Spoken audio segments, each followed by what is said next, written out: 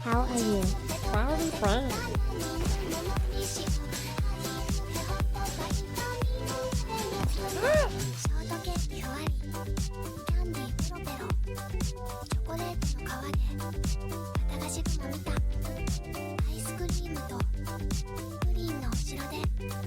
What is that motion? What is this motion? Will we get a Discord server? This is so cool. Thank you for the follow, sissy. Step 4. A little yoink and twist. Oh my god. Let's go horny bell, the horny gong. Sex, sex, sex, sex. I mean, I want to join.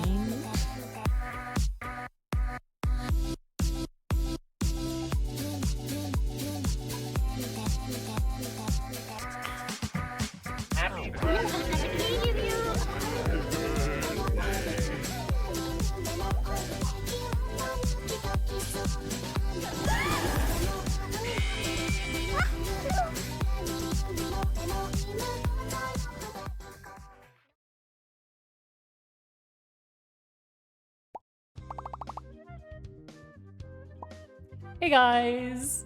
What is up with it? Dude, I feel like I've been gone for so long. I grew attached to streaming just endlessly. It was such an experience being live for 30 hours. I know I kind of like did do it last year, but holy shit. If you were, I still have the reverb on. Oh my god.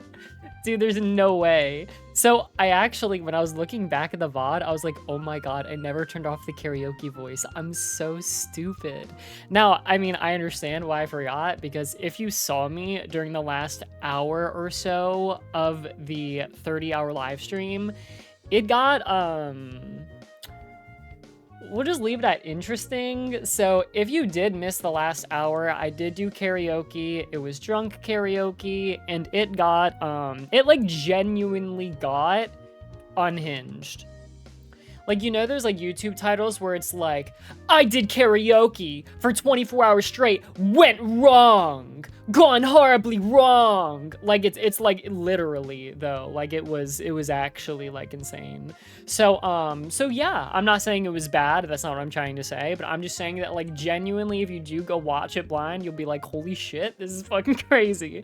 So yeah, feel free if you'd like to. The VOD is still up on Twitch. Unfortunately, it is not up on YouTube because when I was doing karaoke, I got copyright striked on YouTube. This is why pretty much all React streamers don't stream on YouTube as well. They only stream on Twitch, react to stuff, and then upload it to their YouTube later. So I'm just saying, I kind of take the bullet for you guys a little bit, okay? I'm in a rough situation now. And because of that, it does make the reaction side of my content a bit stifled because now I have to be very careful about what I react to. So yeah, like if I don't know if like a creator is like cool with me watching it, I just can't watch it. Like I have to be extremely confident about that. And it's hard to know these things because you can see like 10 reactions of that video on YouTube and you'll be like, oh, it's fine.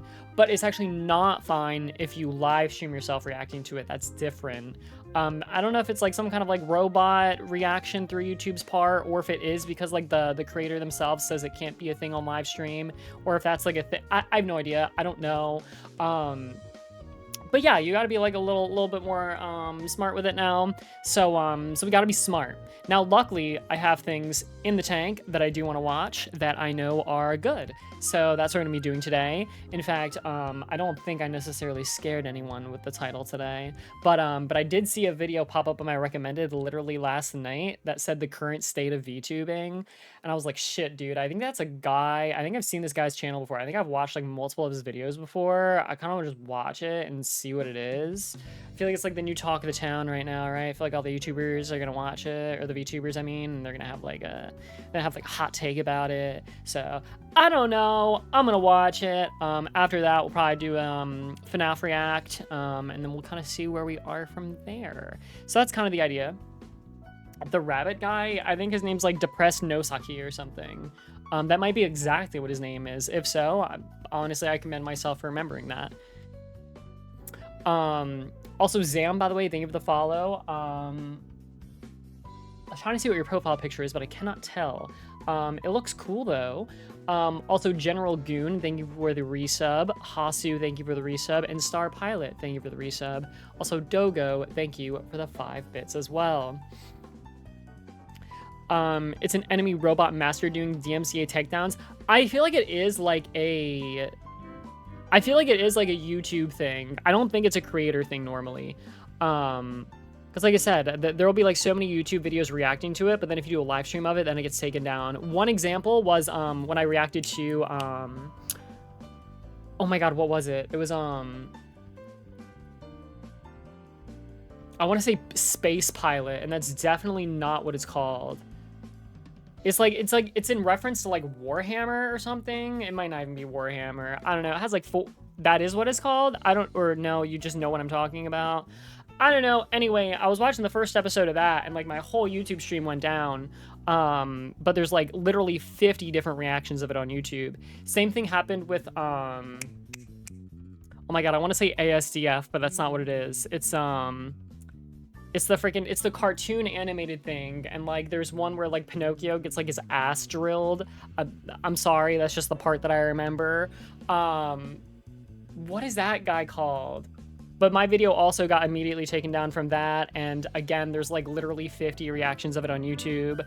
So like also Google, what's that Google series that made by like College Humor forever ago, where it's like, you know, they go and they talk to Google and Google's a guy. If Google was a guy, video also got taken down. There's like 100 reactions of that, probably even 300 because the video is old, to be honest. So like you don't know, and I'm assuming that's like a YouTube thing versus like the creator like checked something off that says like, hey, don't let people live stream it.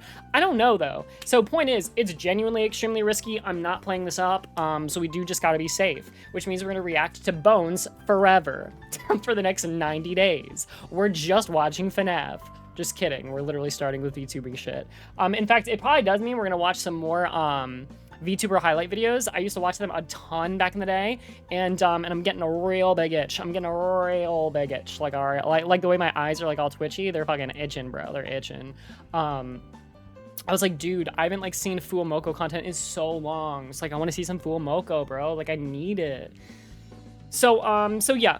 We'll have more Bones. We're gonna have VTuber highlight videos for sure. And we're gonna see what else I can come up with. But those I know are safe, 100%.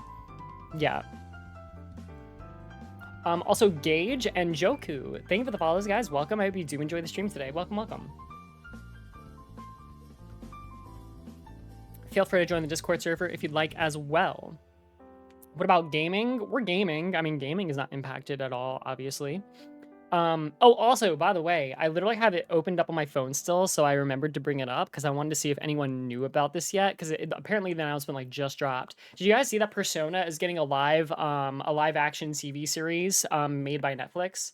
Did you guys hear about that? You guys hear about that shit? Yeah, I know, it's a little spooky, man. It's a little spooky, but I'm almost positive it's like 100% confirmed, like that is happening. Yeah. So I'm assuming it's gonna be Persona 5, and obviously we're hoping that it's like One Piece. That would be cool. Is that what we're gonna get? I don't know. Probably not. I don't know, right? I mean, I like to remain optimistic. And while I would rather just a Persona anime, like that's kind of the thing that's like kind of annoying me, is like I don't really feel like playing 150 hours of Persona 5. I would rather just like a 12 episode anime or like a 24 episode anime. Can you just like give me that? I would actually love that. That'd be great. I think there's an anime based off of Persona 3, right? It's like some OVAs or something. There's a 4 and a 5 anime. No, but like not really though. Like it's not like it's not real. Persona 5 anime. There's no way. Persona 5 animation. Ew! Oh my god, what? There is? It's a 26 episode series and it aired in 2018 and it has a 6.4 on Mal. Ew, dude, what? Dude, no wonder I didn't know about it. That's so bad. That's actually like a disgusting rating. It's terrible. 6.4 is like pretty much as low as it gets. Like for an anime to get a 5 on Mal, it's genuinely like, it could potentially come up in conversation for worst anime ever made. So a low 6 is really horrible. Also, hi comps, thanks for the 145 bits. I've been watching your Kigurumi a lot lately and your masks are very adorable. Thank you, I appreciate that, thank you. Yeah, I'll be wearing my VTuber mask this upcoming Saturday again as well, of course. I've been just thinking about content overall. Maybe I'm gonna start doing some like Kigurumi highlight videos again, like I used to do on my YouTube channel. I feel like I should like start getting back to making those. I feel like I need to like get some editors in the ring again or something. So I don't know. Got to figure out that. Listen, I have high aspirations. Again, I feel like I gotta get back on the grind, so I really gotta figure out how to get a 3D model. Again, we're gonna figure out how to commission that. Already been kind of like looking around, peering around today. Gotta commission that body pillow. Gotta get some new art just in general. We're gonna be grinding for sure. We're gonna be grinding for sure.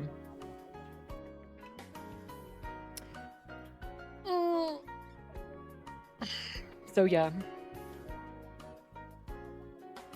The what body? The body pillow. The Dakimakura. How was your day? Good. It was good. First day back at work, which was like a little cringe, but like low-key, I kind of did nothing and got away with it, so that was pretty cool. I've had my same office chair for so many years, and it's like falling apart because it was never like high quality in the first place. And we had one coworker that ended up leaving not too long ago, so we have just an empty chair that's like really new because we got a new chair for her. So I went to go steal it, and I was using it for a while, and it was not comfy. It was like hurting my back. I don't know if like I just like couldn't. I don't know if I should have just kept using it, and then it was gonna like adjust, and my body was gonna be cool with it. But dude, I don't know, dude. I just couldn't. I like wiped it all down, made it look all pristine. And then it just hurt my back, and I returned it. So now I'm back to my crappy chair again. But at least it doesn't hurt my back. So, also thank you for the $2 in manual. I love Persona games so much. At some point, I gotta play a Persona game. Like, here's the thing. Like, I wish I could do more really long streams, because I would love to just, like, play literally a quarter of Persona in one stream. Like, be able to just, like, binge it in a stream. There's multiple games like that for me where I'm like, dude, I wish I could just like I would play it if I could just like kind of one-shot it per se. Start with 1, not 5? Dude, that is not happening. I'm sorry. Maybe on my off time. How long is Persona 1, actually? Because maybe I could play Persona 1 on my off time. I couldn't see myself streaming Persona 1, though. You want her to not like the series. Is Green still nervous? What does that mean? Who's Green? Speaking of one shot, are you finishing Getting Over tonight? Yeah, we'll see how that goes. Hopefully, I don't know. We'll see how long my videos end up dragging out to. It might get like more extended to Wednesday. I gotta see, but anyway. We'll yap for a bit. That game of CS you don't remember. Green. Green in Counter-Strike? What are you talking about? All I remember is that one guy that like would not stop complaining, dude. He just would not stop complaining. I literally, I remember exactly how many kills I had. I had 26 kills and like 12 deaths. And then the guy said in the microphone, I guess you guys just don't want it enough. Oh my god, dude. Oh my god. I guess you just don't want it enough. As he literally has 5 kills. Oh my god, dude. And, and I've been awake for 36 hours. Okay. Yeah, sure.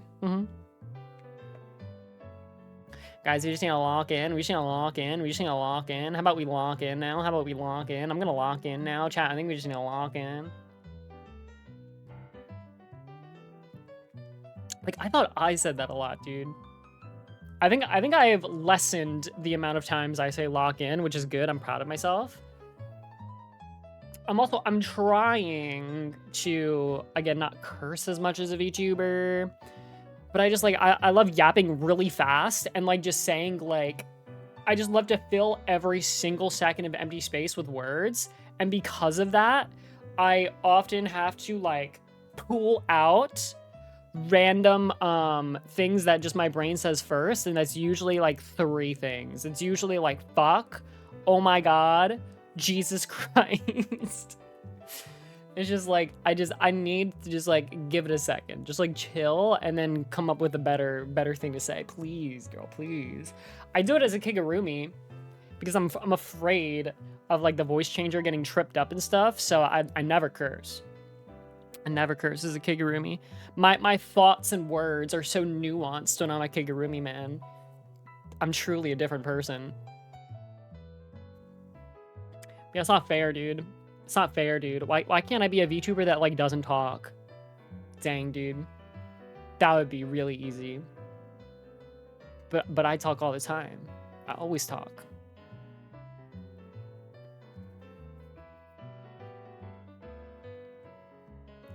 Like, if I don't talk for a couple of seconds, I feel like you guys are gonna be like, did y-chan die? I remember during, like, my 3rd ever Kigurumi stream where I was not laying down, like my 3rd ever Kigurumi stream when, like, I had it, like, set up in my whole room.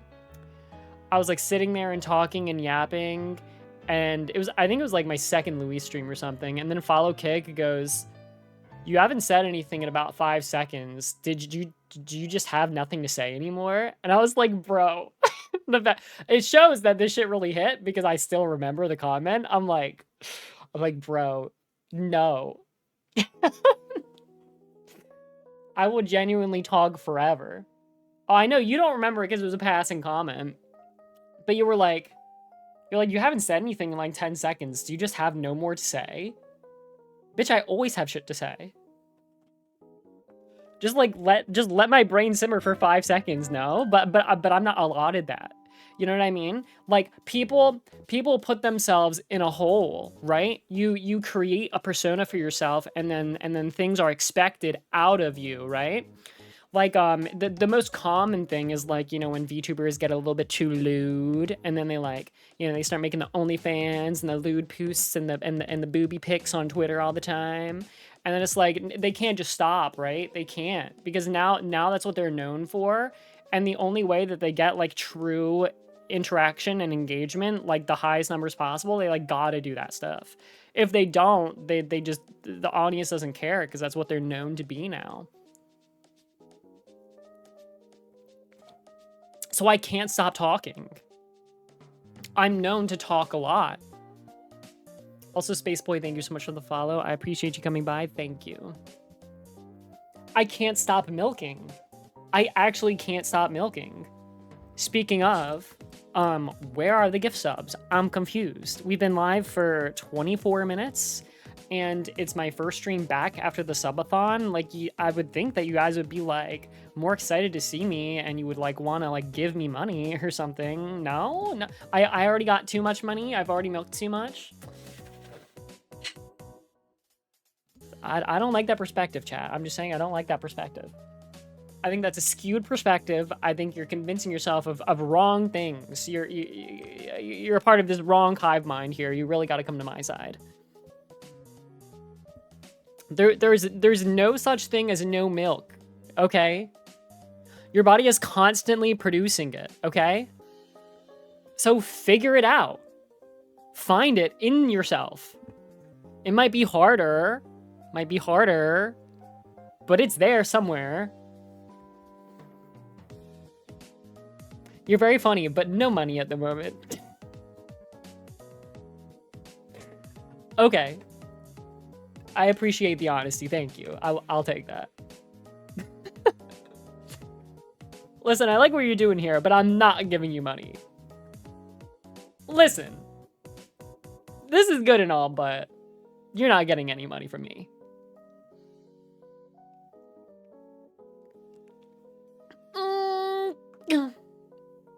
They're back.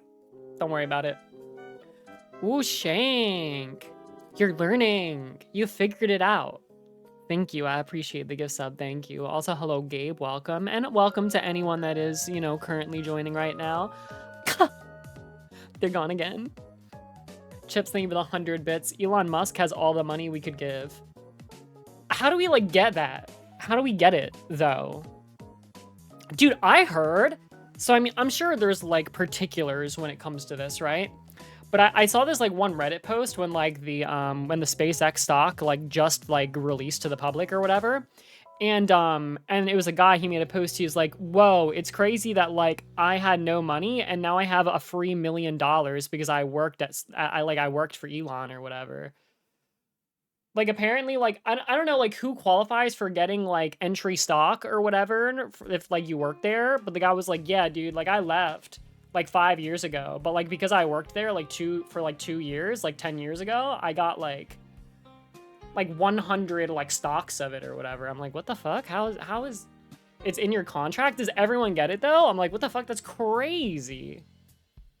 Like, damn it, what were we doing wrong? We literally actually could have stole his money. Like, if we all worked there and then all just sold the stock and just crashed it, we, like, actually took his money, though. Do you know what I mean? Like, we actually took his fucking money. Oh my god. Golden Capitrain. Oh, chat. Chat, find the milk within yourself, please. Find the milk. Did you see what Twitch is trying to say?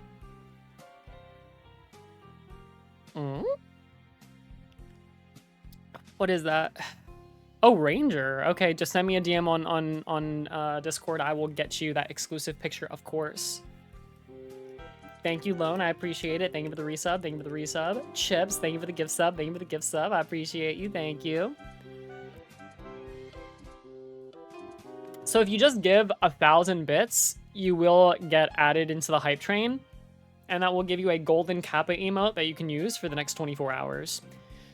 So, if that's something you care about, feel free. Again, if you just want to drop 100 bits or resub or whatever, it's cool. I'm not actually trying to do a dastardly milking session out here. You don't gotta do a 5 gifted, but if you do just want to hop onto the train to get that, it's kind of cool. It's kind of cool to get it. These are like actually quite rare. Oh, Lone, good to see you.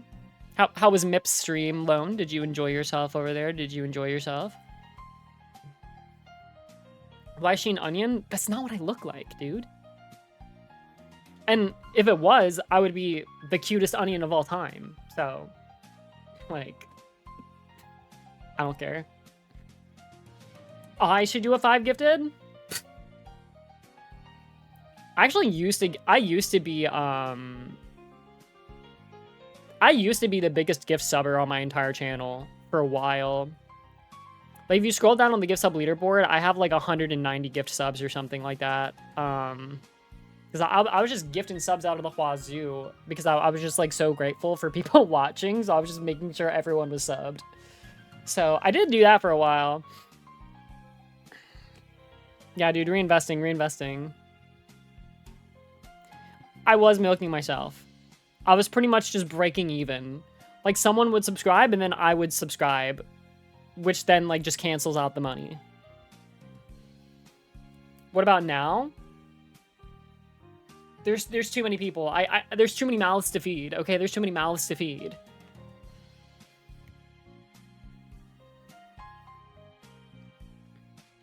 Apparently with a mythic train, you can get a golden Pogger. Oh my god, or the cool cat. That's actually my favorite global Twitch emote, by the way. I use the cool cat all the time in streamers' chats. Especially if they don't have good 7TV emotes. If they don't have 7T or like or kind of like mid-tier ones, dude, I'm using cool cat literally all the time. Oh my god, she literally looks like an onion though. Yeah, but, like, I don't, though. That's, like, the thing, though. You know what I mean? Though, like, though, like, though you think you're, like, funny and, like, you think you're onto something, though, like, you're actually not, though, so, you know, though. I need to get a moderator that fucking loves 7TV and also watches, like, big streamers, so they can just fucking, like, IV drip all of the good 7TV emotes into my channel all the time, so it stays up to date with, like, the current memes and shit. Does that sound like anyone in the chat? I would genuinely mod you just for that purpose. I'm not even kidding.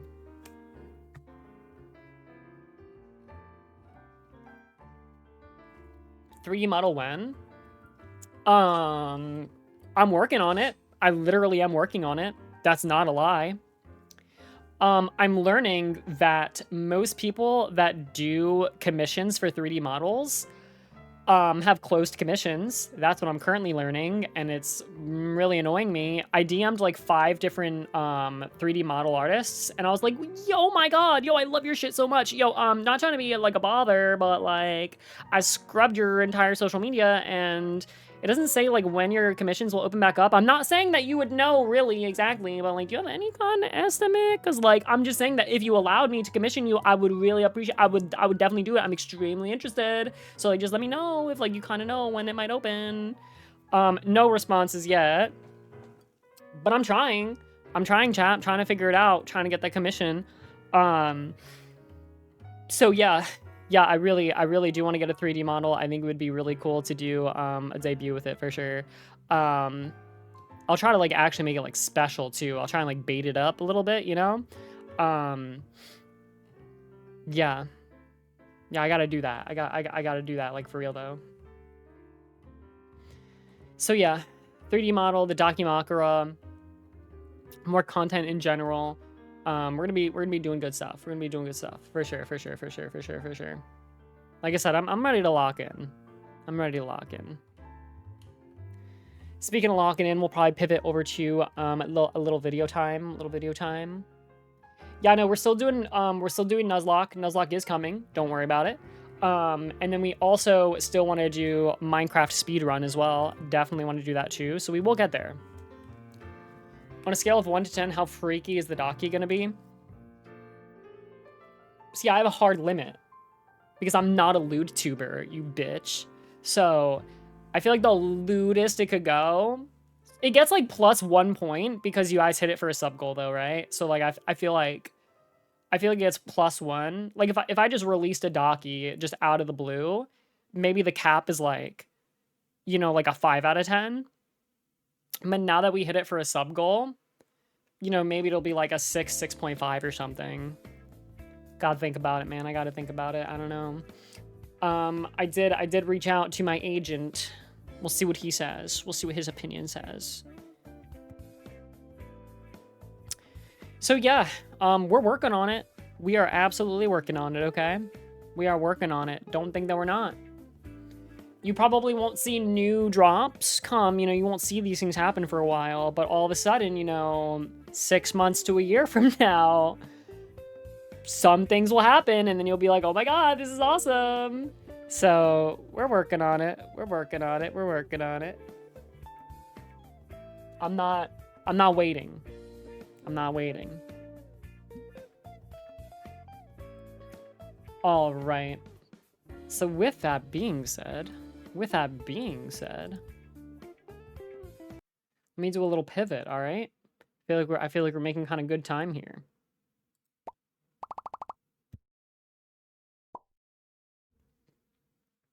Don't worry, this will be a good one to talk over, I think.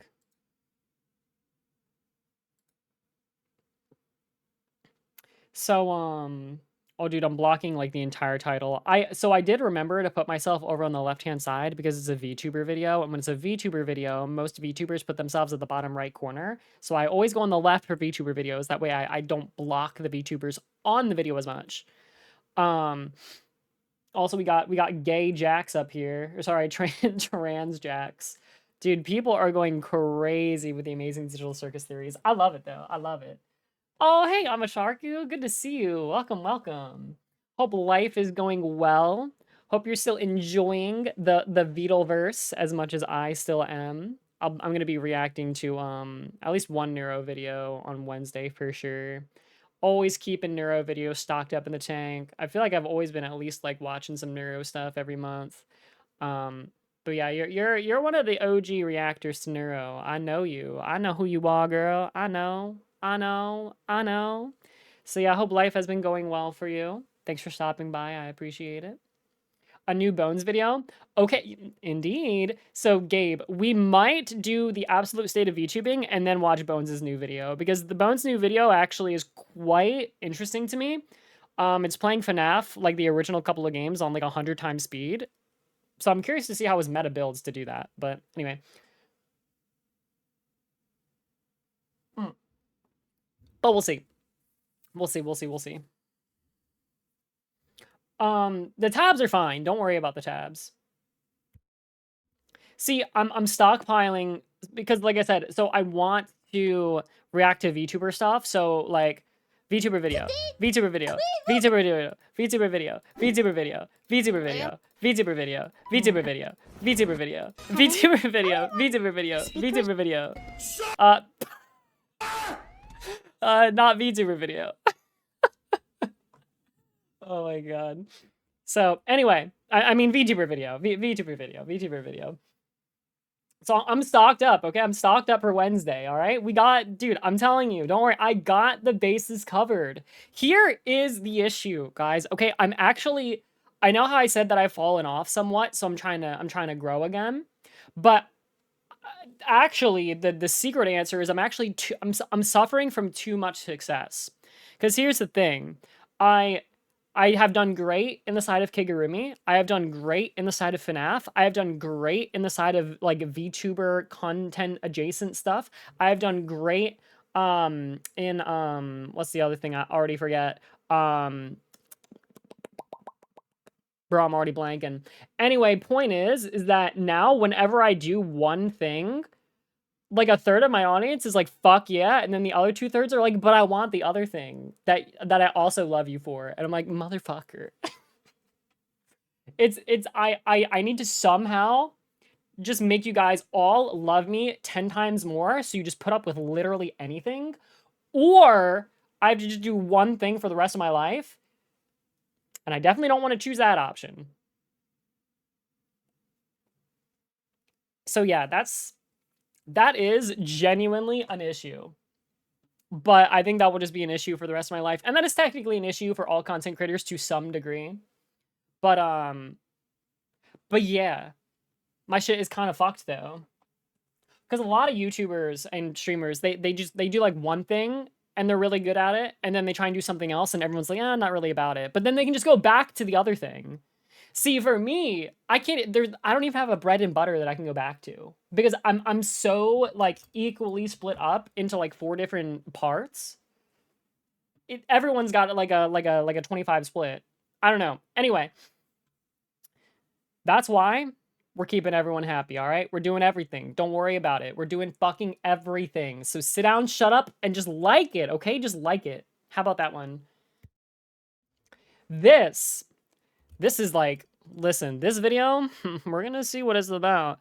Potentially, this could be a little bit of like a doomer posting, drama slop stuff. Maybe, I don't know. I mean, it's called the absolute state of VTubing. So I assume it's gonna be like, oh my god, dude, everyone's on Twitter, they're all rage baiting. VTubing used to be cool, and now it's oversaturated, and everyone hates VTubers, and they're gay. Why are they all gay? We'll see. Okay, I don't know, but like I wanna see it. I mean, it's called the absolute state of VTubing. I need to see it. So, yeah, let's see what's going on because dude, I tell you what, VTubing has changed a lot. The community has changed, the types of VTubers have changed, the content created around them has changed a lot, the content that they're creating has changed a lot. Like everything about the entire space is so different. VTubing in the early stages to now is different. So I'm curious to see how this video is going to document all of that. So without further ado, let's give it a watch. VTubing is ruined. What happened to VTubers? Why is VTubing so negative now? It's a sincere question that you might have asked, especially if you came into the industry back in its early establishment, and it's a question laced with negativity, usually. If you've been around since like 2020, 2019, you might have a fond memory of what it represented. It was a time when it was magical, it was fresh. Everything was glittering with inspiration and creativity. You felt emotions you've never felt before, a space to enjoy and escape from the real world that was. Hold on, I literally have the volume as loud as it can already be. So hold on, I gotta like, I have to boost like internals now, but I got it. All right, hopefully this should be good. We'll just start from the beginning. It's all good. Vtubing is ruined. What happened to VTubers? Why is VTubing so negative now? It's a sincere question that you might have asked, especially if you came into the industry back in its early establishment, and it's a question laced with negativity, usually. If you've been around since like 2020, 2019, you might have a fond memory of what it represented. It was a time when it was magical, it was fresh. Oh my Everything god, was the butt glittering plug. with Oh my inspiration god. and creativity. You felt emotions you've never felt before, a space to enjoy and escape from the real world that was breathing down your neck. But now? Well, it just seems like. Also, by the way, he just showed like all the VTubers that have retired, which is like really sad, honestly. Damn. Many places are on fire, and it's hard to ignore the screaming in the background, and it's usually the same cycle. First comes venting, then callouts, then vague posting, then politics, high school level drama, every single week. Is this like actually true though? I know this didn't really exist in the past, but is this just because of like where we are? Like, is it because we're kind of searching out for it and we're just scrolling on Twitter and we see it all the time? We're subscribed to YouTubers that talk about it. Like, I don't know, man. I don't know. I feel like you can choose not to be a part of it to quite a large extent. But it does happen. I'm not lying. I'm not denying that it does happen. I see it, and I do try to avoid it. It's gotten to a point that I'm getting tired of it. Me, a fucking slop-eating, slop-making retard. We have VTubers themselves reminiscing about the good times, pondering what happened. Somewhere in 2020 and 2020. Amazing song in the background right now, by the way. Amazing game. A poison was dropped in the well. Something that cascaded the industry into this messy dumpster fire that, despite its many ups and downs, many people still call home. So, what happened? But before we continue, may I interest you in other videos not meant for the peasants to see? In that case, I'd recommend you join my channel memberships or. Bro, he literally just advertised like 8 videos that he recently made that are exactly what he is saying is plaguing the industry. Bro, what the fuck? My Patreon. We have monthly exclusive banners. Literally the most recent drama, which is Deme getting railed on stream. Okay, yeah, I did see it. Like, bro, people, I'm sorry. Normally I don't talk about this shit. Motherfuckers are so dumb. Do you not understand that when Deme in the beginning, like a year ago, said like, don't make lewd art of me. Oh my gosh, guys, it makes me so uncomfortable. It's a fucking bait to make people make lewd art. She never actually cared about it, bro. Oh my god, dude. Oh my god. Oh my god. And now she's just eating up all these free views. You guys are so dumb. But I mean, that's what we're talking about, right? That's the meta. You fucking rage bait people, you get eyes on yourself, and then you grow. Holy shit. And then we make a little apology, everything's good, and we keep rolling. Oh my god, dude. Oh my god. There as well as uncensored versions of certain content, all ad-free. And besides, you help me keep creating bangers like these in the long term with your support. So if you have some spare change for a cup of coffee every month or something, consider giving it to me instead. Anyway, that's all. Thank you, and let's go back to the video. Let's make things clear first. Since 2020, where a lot of traditional fans became fans, the scene has always been plagued with a lot of negativity and drama and tribalistic behavior, especially from Hololive fans and Nijisanji fans. During those days, stuff happened, like Yozo Ramel harassed in the workspace, Mano Aloe's graduation exploding in Hololive's face, Capcom intentionally targeting Hololive for not getting proper permissions for their games, Hololive fans being skeptical of English, the Keryo Coco Taiwan incident, Hololive China being dissolved, and the political shenanigans that. Yeah, don't worry, guys. I'll never get railed on stream. I would never break your trust like that. And it's totally not because of my morals, and I mean, it's totally because of my morals, not because, I totally can't get laid in the first place. Don't worry about that. Came from that, Mori Calliope's Lane incident, Mori Calliope's Connor incident, Mori Calliope being baited by the trolls incident, Mori Calliope's Gura incident. There was a lot of Mori Calliope drama. Heck, even outside Hololive, we had the voice replacement incident of Kizuna Ai, the King I still love I so much. And maybe it is because I kind of reminisce about the older days, but dude, I still listen to her Hello song so often. It makes me cry almost every time I listen to it. Also, oh my god, who is that VTuber on the hard right? Dude, I remember seeing her like everywhere. I remember she played the convenience store. That was like she was like a part of like that first highlight reel of like those like 13 VTubers that played it, and like there was a highlight video that like showed all of them screaming when the manager pops out of like the convenience store in the back room when he's hiding in like the freaking fridge or whatever.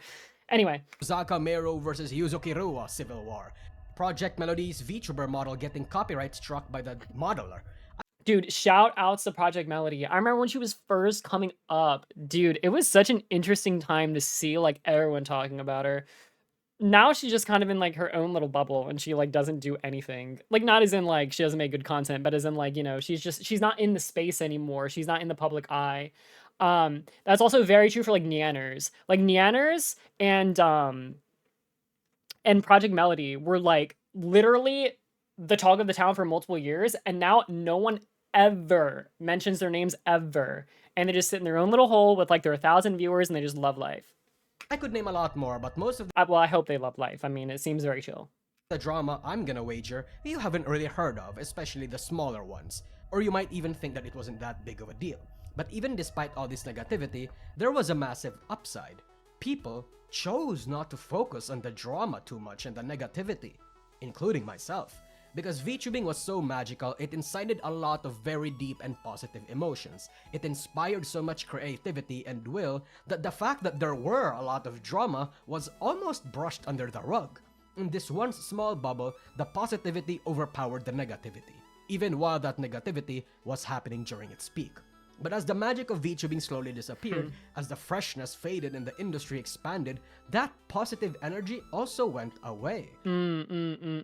I totally agree. I totally agree. When the magic fades and like the inherent pool kind of disappears, it's like you start like there's gonna be so many people that are like grasping at straws to like, you know, get the ball rolling, and like the first thing you do is like freaking do like drama and call out posts and stuff like that, right? I feel like that just makes sense. The honeymoon period being over left fans roiling in the negativity that remains. But a few people might not see it that way, especially the newcomers. I hear a lot of opinions about why VTubing became the way that it is, whether or not they prefer it. VTubers focused so much on the streamer aspect rather than the character part. I interpreted this as a lot of newcomers focusing too much on the business rather than the fun, becoming overall a well-oiled machine rather than an entertainment. Okay, so that is insane to say. He essentially just said, I mean, at least from his wording and the way he connected those two things, is that like if you're not playing a character, you're not having fun and you're focusing on the business side of things. Not true at all, dude. It's just like some people don't want to do that as a VTuber. Like VTubing started as you're playing a character, but then like as the medium grew, just like people got interested and indies could like start making their own content, and some of them didn't want to play a character that much. Doesn't mean they're focusing on business. It just means that like they're just a person that doesn't want to do that. Now you could argue like, damn, we should have gatekept better. I don't think that's true. I fucking hate gatekeeping a lot for virtually everything, but you know, anyway. Thank you for the $2, by the way. Skill, play Nikkei. Maybe I will. Dude, I have a Nikkei account that's like level 118 or something like that. 119, 123. I think that's like 124 or something like that. Because I remember, like, with Nikkei, you can put your highest level character in, like, this little, like, freaking cryo chamber, and then all of your other characters become that level as well.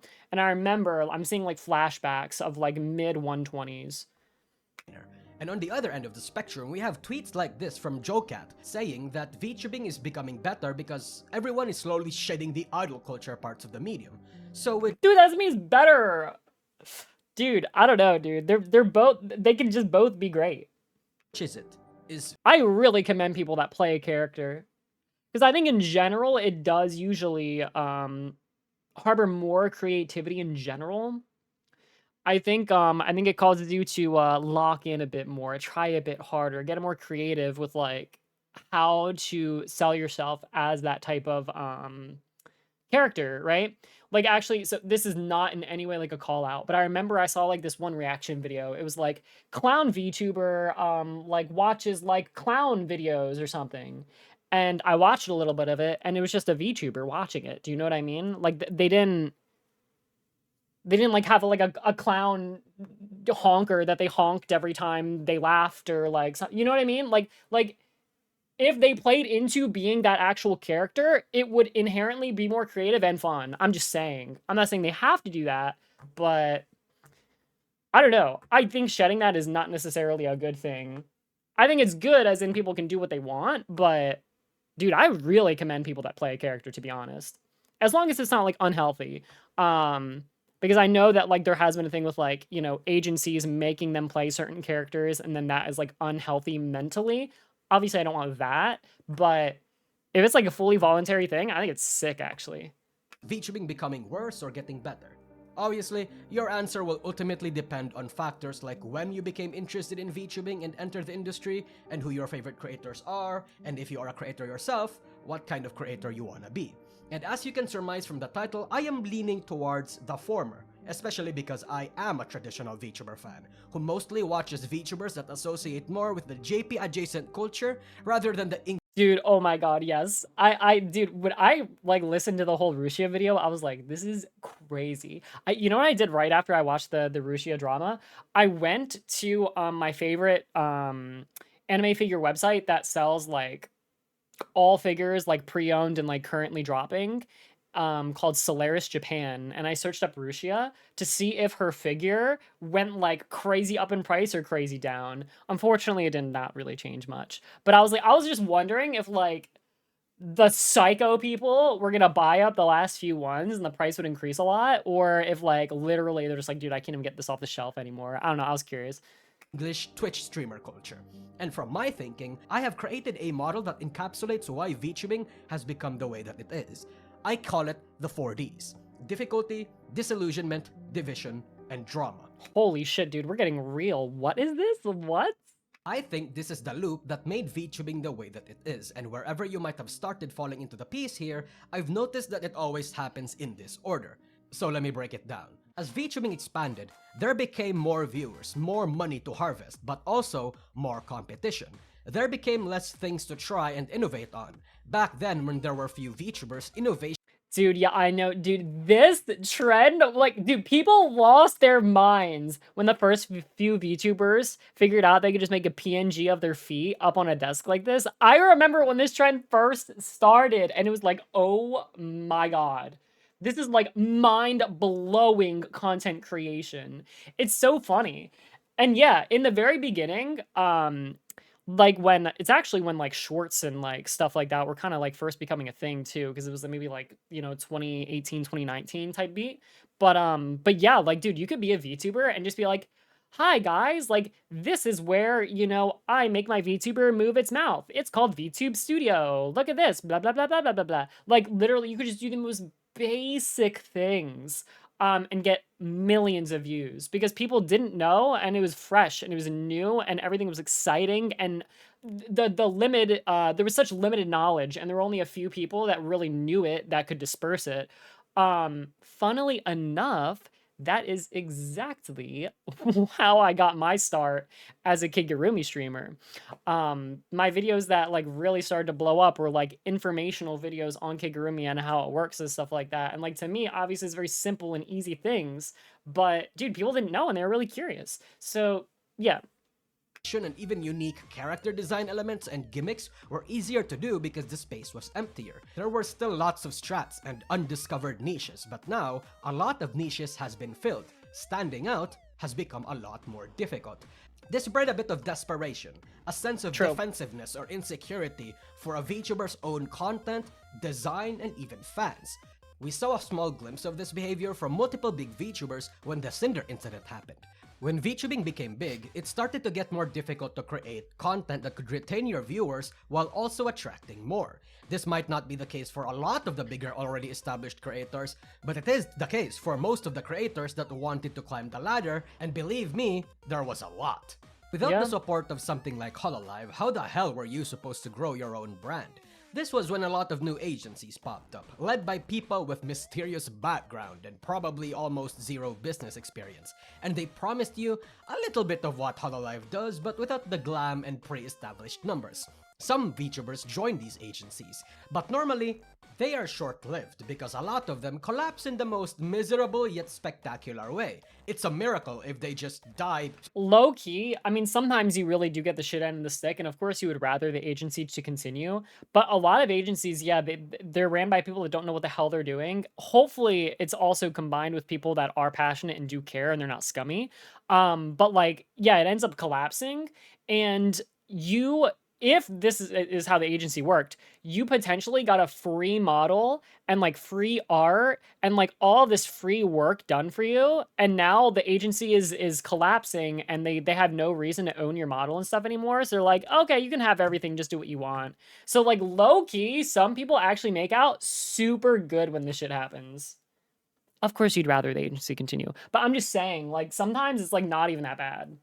Peacefully and, without drama. Whether these Sometimes it's horrible though, and we have seen that quite often, but sometimes it's good.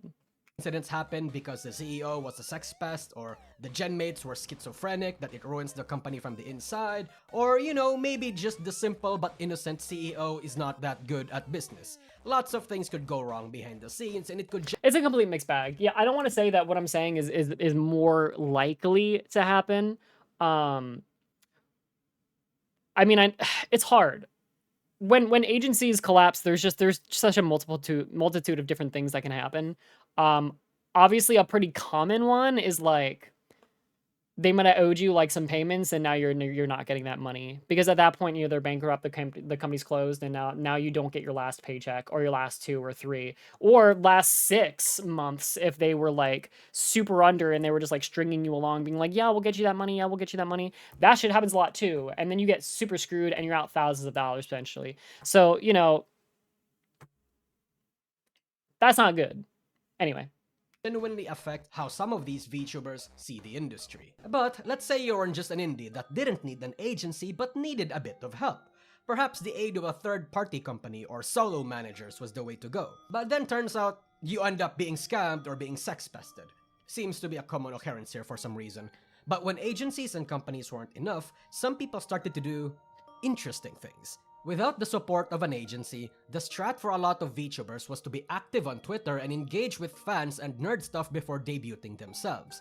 At first, What was that post, dude? I saw panties hanging out. It was like a little skinny thong, dude. Chill. Success, with one of the more notable examples being Artemis of the Blue. But then some of these people started bitching and whining about the lack of success, instead of actually streaming and putting effort and researching what they want to do. These permanent debut TBA creators would be called V-tweeters, and I mention them because a lot of the negativity and drama that happens in the industry is on Twitter and is caused by V-tweeters.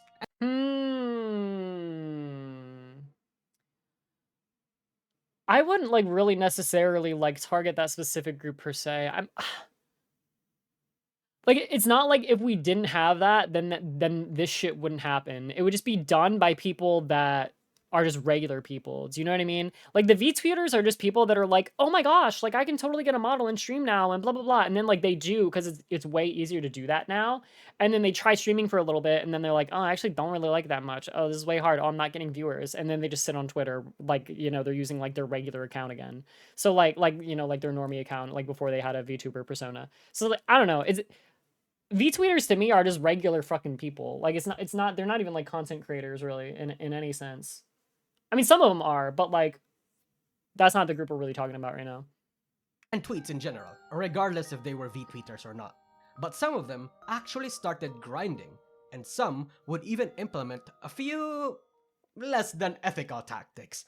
At first, it was relatively subtle, like copying design elements, sometimes intentionally to leech off of one of the popular ones. This is weird. Like, so I have never done this, but dude, when you like copy the look of different VTubers or like get the same like like what's it called, like rigger mama, or like freaking model mama or whatever. Like, you know, it's like, oh yeah, dude, Bao, you know, had this person make their model, so if I get it, then I'll get clout. It's actually true, and it does work, and I don't really like fully understand why it does, because I've never looked in this side of things. Like, I just don't care. I just want to do what I want to do, right? I'm just commissioning what I want to commission.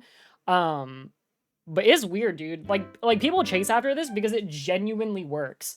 Now, it doesn't work as much as you would hope it does. Like, if you're someone that is doing this to try and get clout and viewership, you're probably expecting way more than what you will get out of it ultimately. But it does work. Like, if you copy another popular VTuber and you debut based off of that, you might debut to like 60 viewers instead of like 20. You know what I mean? Fun time wild. Thank you for the follow. Sometimes unintentionally, not to leech, but because they found it to be a cool design gimmick, or because they looked up to the VTuber, or sometimes two different minds just come up with the same design or gimmick at the same time. But then it started to escalate. People started aggressively collabing with. And, well, yes, it is something that fades quickly unless you're a really good content creator. I feel like that can kind of be said for almost anything, though. Like, even if you blow up with your own creativity, if, like, you end up just, like, stop being creative and, like, not post as much, or you get boring or, like, settled in your ways or whatever, people are gonna leave anyway, too. At the end of the day, it's all about just, like, getting as many eyes on your content as possible and then just trying your best to convert those people, right? So what I'm saying is it almost doesn't matter why those eyes are watching you, which is very relevant to this video, actually. Yeah, I mean, that's just the honest to God truth. I mean, yeah. Other VTubers, not to foster friendships but to borrow their platform or organize their own network, having their fingers on a bit of everyone's pie.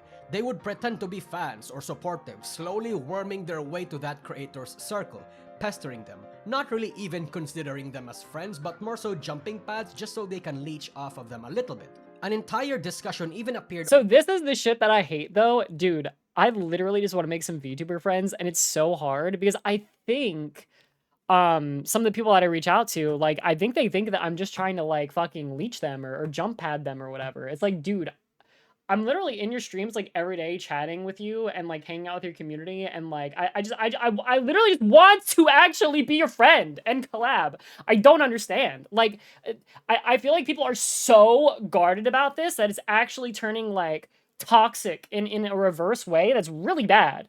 I don't get it. Like, and also, at the end of the day, like, if you think the person's vibes are fucking immaculate, and they also think your vibes are fucking immaculate, and you're making great content together, I hate to say it, but who gives a fuck if they are just using you at that point?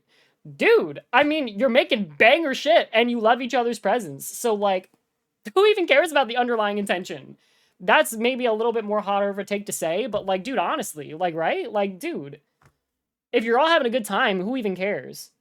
On Twitter about this, on whether or not collabing should purely be a business decision or something you should be able to do with just your friends. There's nothing necessarily wrong with that, but it does speak to the intentions of many VTubers and how they appear on stream. Because to a fan, how do we tell who are real friends versus who are just collabing to social climb and rub shoulders with bigger content? But see, that's what I'm saying, though. Like, if literally you are already collabing with this person and they're in your circle and you're all having a good time, why are you even being like, I wonder if they're just using me, Dude, just enjoy yourself. I don't understand. Why, like, just fucking enjoy yourself. It's strange. I don't know. I don't want to say this is, like, my biggest pet peeve or some shit of like, VTubers and, like, but, like, it is annoying for me currently because I'm really trying to, like, do collabs a lot more often. I want to make more friends, and I just find it so hard. I don't know why. But I'm trying, and I won't give up, so, you know. I'm very happy that I've made friends with Mip, and she seems really cool, and again, I really hope we can make more content together. Trying to make some more friends. We'll see how it goes. Creators. It got to a point that even big creators started complaining about how used they feel when they became victims of this. But VTuber wannabes weren't the only parasites. There were also Twitch e-girls. Last thing on that, I will say, if you were, like, a random VTuber that, you know, like, you know, how do I describe this? This is such a unique circumstance. This is not like everyone will find themselves in this situation. But like, let's say you're like a VTuber and like you get to know a lot of people, like, you know, you're on Twitter and like a lot of VTubers follow you and stuff like that, and you're averaging like 50 viewers or something like that. And then you kind of like fall off and now you're averaging like 10 viewers and like, you know, you're not really getting any collabs. No one's really hitting you back. And then all of a sudden you like have a super viral clip and you blow up and you have like 200 viewers now. Then everyone starts hitting you up for collabs. Okay, fair. I would be extremely hesitant to like respond back to these people because that feels extremely predatory. It's like, okay, well, the timing here is very strange. But for the most part, I feel like you can just like live and let live. Pal, thank you for the follow. Even e-girls and Twitch streamers were using the VTuber tag on Twitch at one point to capitalize off of the rising trend. That is fucked up. What the fuck, dude? You're not a VTuber. Which gave way for a lot of these e-girls to try their hand on the medium, without really even understanding, appreciating, or participating in the culture. But if that wasn't enough, they'd repost memes, copy-paste and recycle engagement bait strats. And look, I respect it. I like reading through some of these trends and engagement baits myself, but some of them can get a little too weird for comfort. It could be vague posting about something, it could be a rage bait, it could be sympathy bait, or even virtue signaling. Sometimes they'd even join trends that are usually I loved watching Depressed Nogasi's content until I saw this with his model. And then it's just like a picture, it's just a screen grab of like this. And then everyone's in the comments, they're like, what's wrong with his model? I don't see what changed. Like, I don't understand what's going on. Tell me. Dude, fucking those posts, I swear to God. a guaranteed attention magnet like art raffles, or more notoriously, VTuber versus IRL, who started off innocent enough and still in line with the medium, but then they started to integrate actual flesh posting. And the moment this happened, it became a bit of a slippery slope. Because then a lot of indie VTubers started to not just stop on the VTuber versus IRL trend, but started to integrate their bodies and faces as part of their regular content. And I'm not talking about the occasional hand cam or walking streams, I'm talking about IRL. I say this mostly as observation than judgment, but there's a lot of VTubers whose regular content, whether that be on their streams or on their tweets, aren't really even of their characters anymore, but rather their bodies, and it eventually falls into a pipeline of doing OnlyFans or fanslay content that don't even use their VTuber models porn like what many authentic lewd VTubers do. And look, I don't know. I mean, to be honest, I just see that as like a subcategory of a VTuber. I don't know. But again, I'm also like against gatekeeping. Like, I feel like this is like a gatekeeper perspective to a degree. It's like, I don't know, like, if that's what they do, like, whatever. I wouldn't do it. I don't like it, but like, I don't see the need to like police that. I know there's a lot of weird hate against fanslay using VTubers now, and if the VTuber uses their actual VTuber models or just art of themselves, And like, it's okay if they like make it OnlyFans and they use their VTuber model. I mean, that's fine. But like, as soon as they use their own body, that just crosses the line. I don't know, dude. That's how it comes across to me. I'm sorry. I think that's fair game. The occasional flesh posting to me is okay, especially cosplay related ones, even if it's not safe for work, especially if you've been upfront about your content, and especially if that was the natural pipeline for your career, like if you were a porn VA for example, or a VR chat streamer. But I think if your regular content and your NSFW is just your IRL, especially with your face attached and you market yourself as a VTuber, I would be inclined to think that in large part you're not really a VTuber. Of course, there are exceptions. Okay, that's fair. If you don't want to call him a VTuber, that is extremely fair. If that was his entire point, fair enough. Whatever.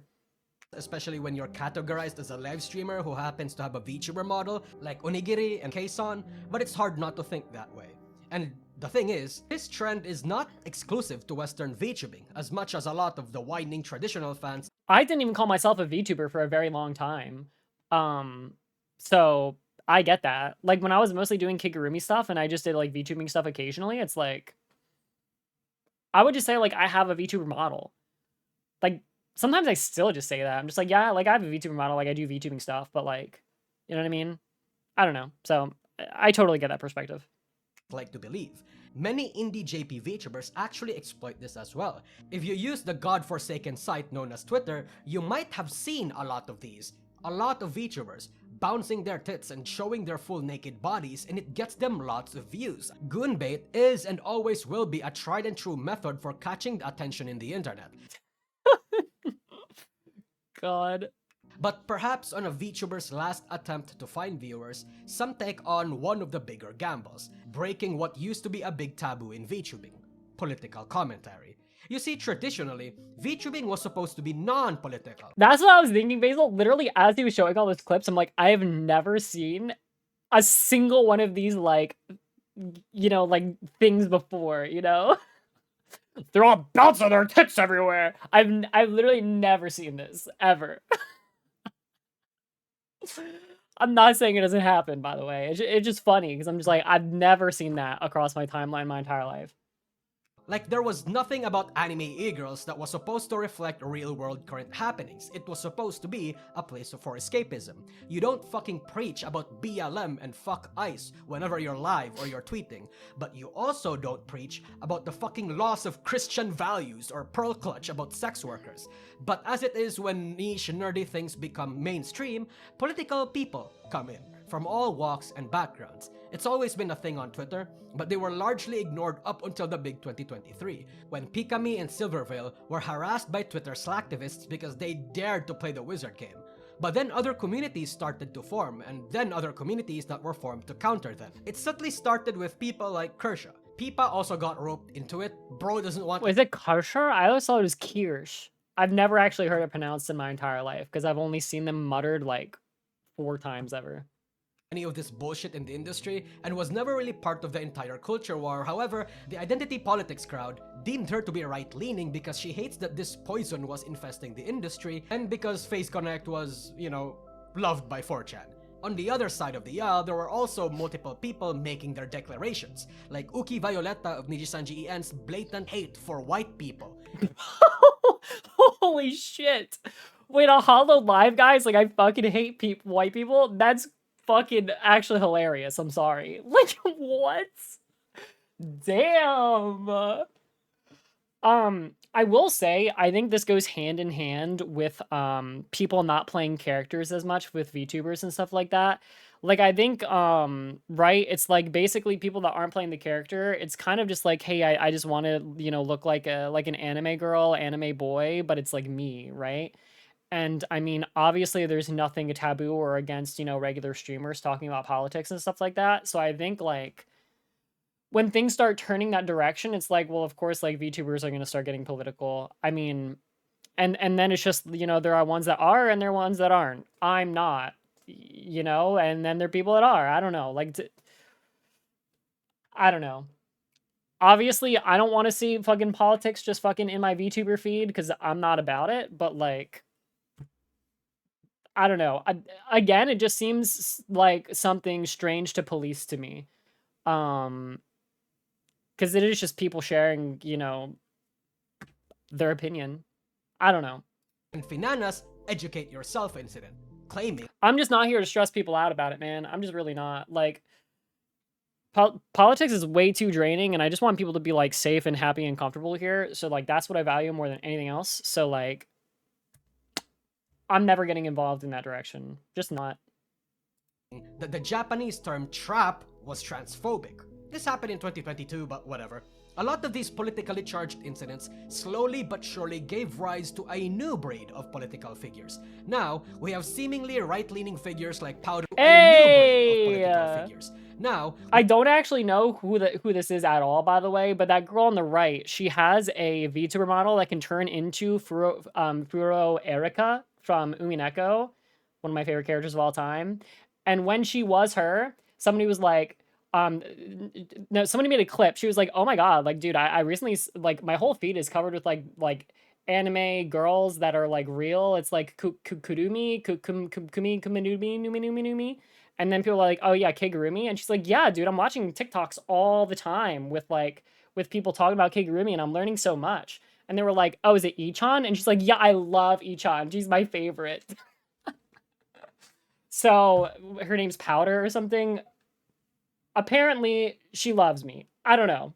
But unfortunately, we will be leaving both party. We're not collabing. You know, she's got her own little thing she's doing. That's great. Live your life. Leaflet. Okay, see, I told you, I don't know who the fuck these people are, man. Because I don't go to that side. But, like, you know, I am trust me, I feel honored that you enjoy my Kigurumi content. If you were a soft girl, I'd love to collab with you. You aren't. It's okay. We're in different lanes, you know? That's just what it is. We have seemingly right-leaning figures like Powder and Leaflet, while on the other we have Nyara and Anna Valens? Question mark. Sorry, I could not think of any left-leaning politically charged VTubers that had like a bigger platform. There's also more on Twitter, by the way. That's genuinely freaking weird. What? Really? I don't have anyone to list because I don't know any of them. But like, really? Is that just because his timelines aren't like on that side, or is that genuinely true? I don't know. We now have lots of political commentators in Vtubing who mostly just tweets about it and occasionally does a little bit of streaming or who doesn't stream at all. I'd explain more of the history about how this happened, but that's worth an entire video. Y'all are gonna have to settle on a super reductive, oversimplified version. All of this combined had Vtubing develop its own battleground of political ideologies. Now more than ever, talking about politics is a risky yet effective way to grow your numbers, regardless of right or left. If you are a traditional VTuber fan, it's like a landfill was forming right outside your gated village. If you go outside the gate, you can definitely fucking smell it. It's gotten to a point that even it has attracted the attention of traditional fans who normally wouldn't participate in these kind of discussions. But in lieu of the happening being outside, some feel compelled to say their piece, especially Niji-Sanji fans because some members there are more politically driven than others. Though perhaps it was always inevitable that politics was going to invade VTubing. So hey, you know, if you need a quick number or follower boost, say one of the two things. The N-word hard R and preach about Christianity or something, or that white people need to be cold and fuck the patriarchy, or something. But Nusagi, I hear you ask, what if I'm not North American and these politics don't apply to me? Don't matter. Tough luck. Pretend to be a Westoid, I guess. Or Yeah, I was gonna say, it literally does not matter at all. Are you kidding? Towards Koreans and the Chinese instead. That usually works sometimes. All these strategies, from copying design elements, copying and participating in rampant engagement, sympathy, and rage bait, the leeching, the trend joining, the drama farming, we'll get into that later, and the political grifting, all scream one point. Everyone wants attention. That everyone, and I mean everyone, is competing hard for the limited attention and eyes VTubing has. It's very true, man. It's very true. Time is the most valuable commodity, so it's hard. It's hard to get, man. It's hard to get, man. That's why I'm truly blessed that anyone watches me. It's hard, dude. It's hard, man. It's a tough thing to ask of someone to watch you for multiple hours straight. VTubing ultimately has a cap on the numbers of viewers. The biggest VTuber that we have that is yet to be surpassed was Gargura at 4 million subscribers. That is like less than 10 times smaller than the regular community. And it's one that hasn't really moved significantly since 2020. So everyone is a bit desperate. Everyone is struggling to keep their career sustainable and is often willing to do anything to reach the top or maintain their status quo. Even if it means betraying. Even if it means LARPing. Even if it means sacrificing. God, man. Betraying. LARPing. I know, dude. LARPing. Just as bad as betraying your friends, man. Betraying all of your morals. LARPing? Oh my god, dude. Oh, the worst. LARPing, to me, is the most overused word right now. Dude, it's like low-key kind of cringe whenever someone says it. I'm not even kidding. Sacrificing your mental health. And because everyone is having a difficult time, it leads to the next D in our pipeline. Disillusionment.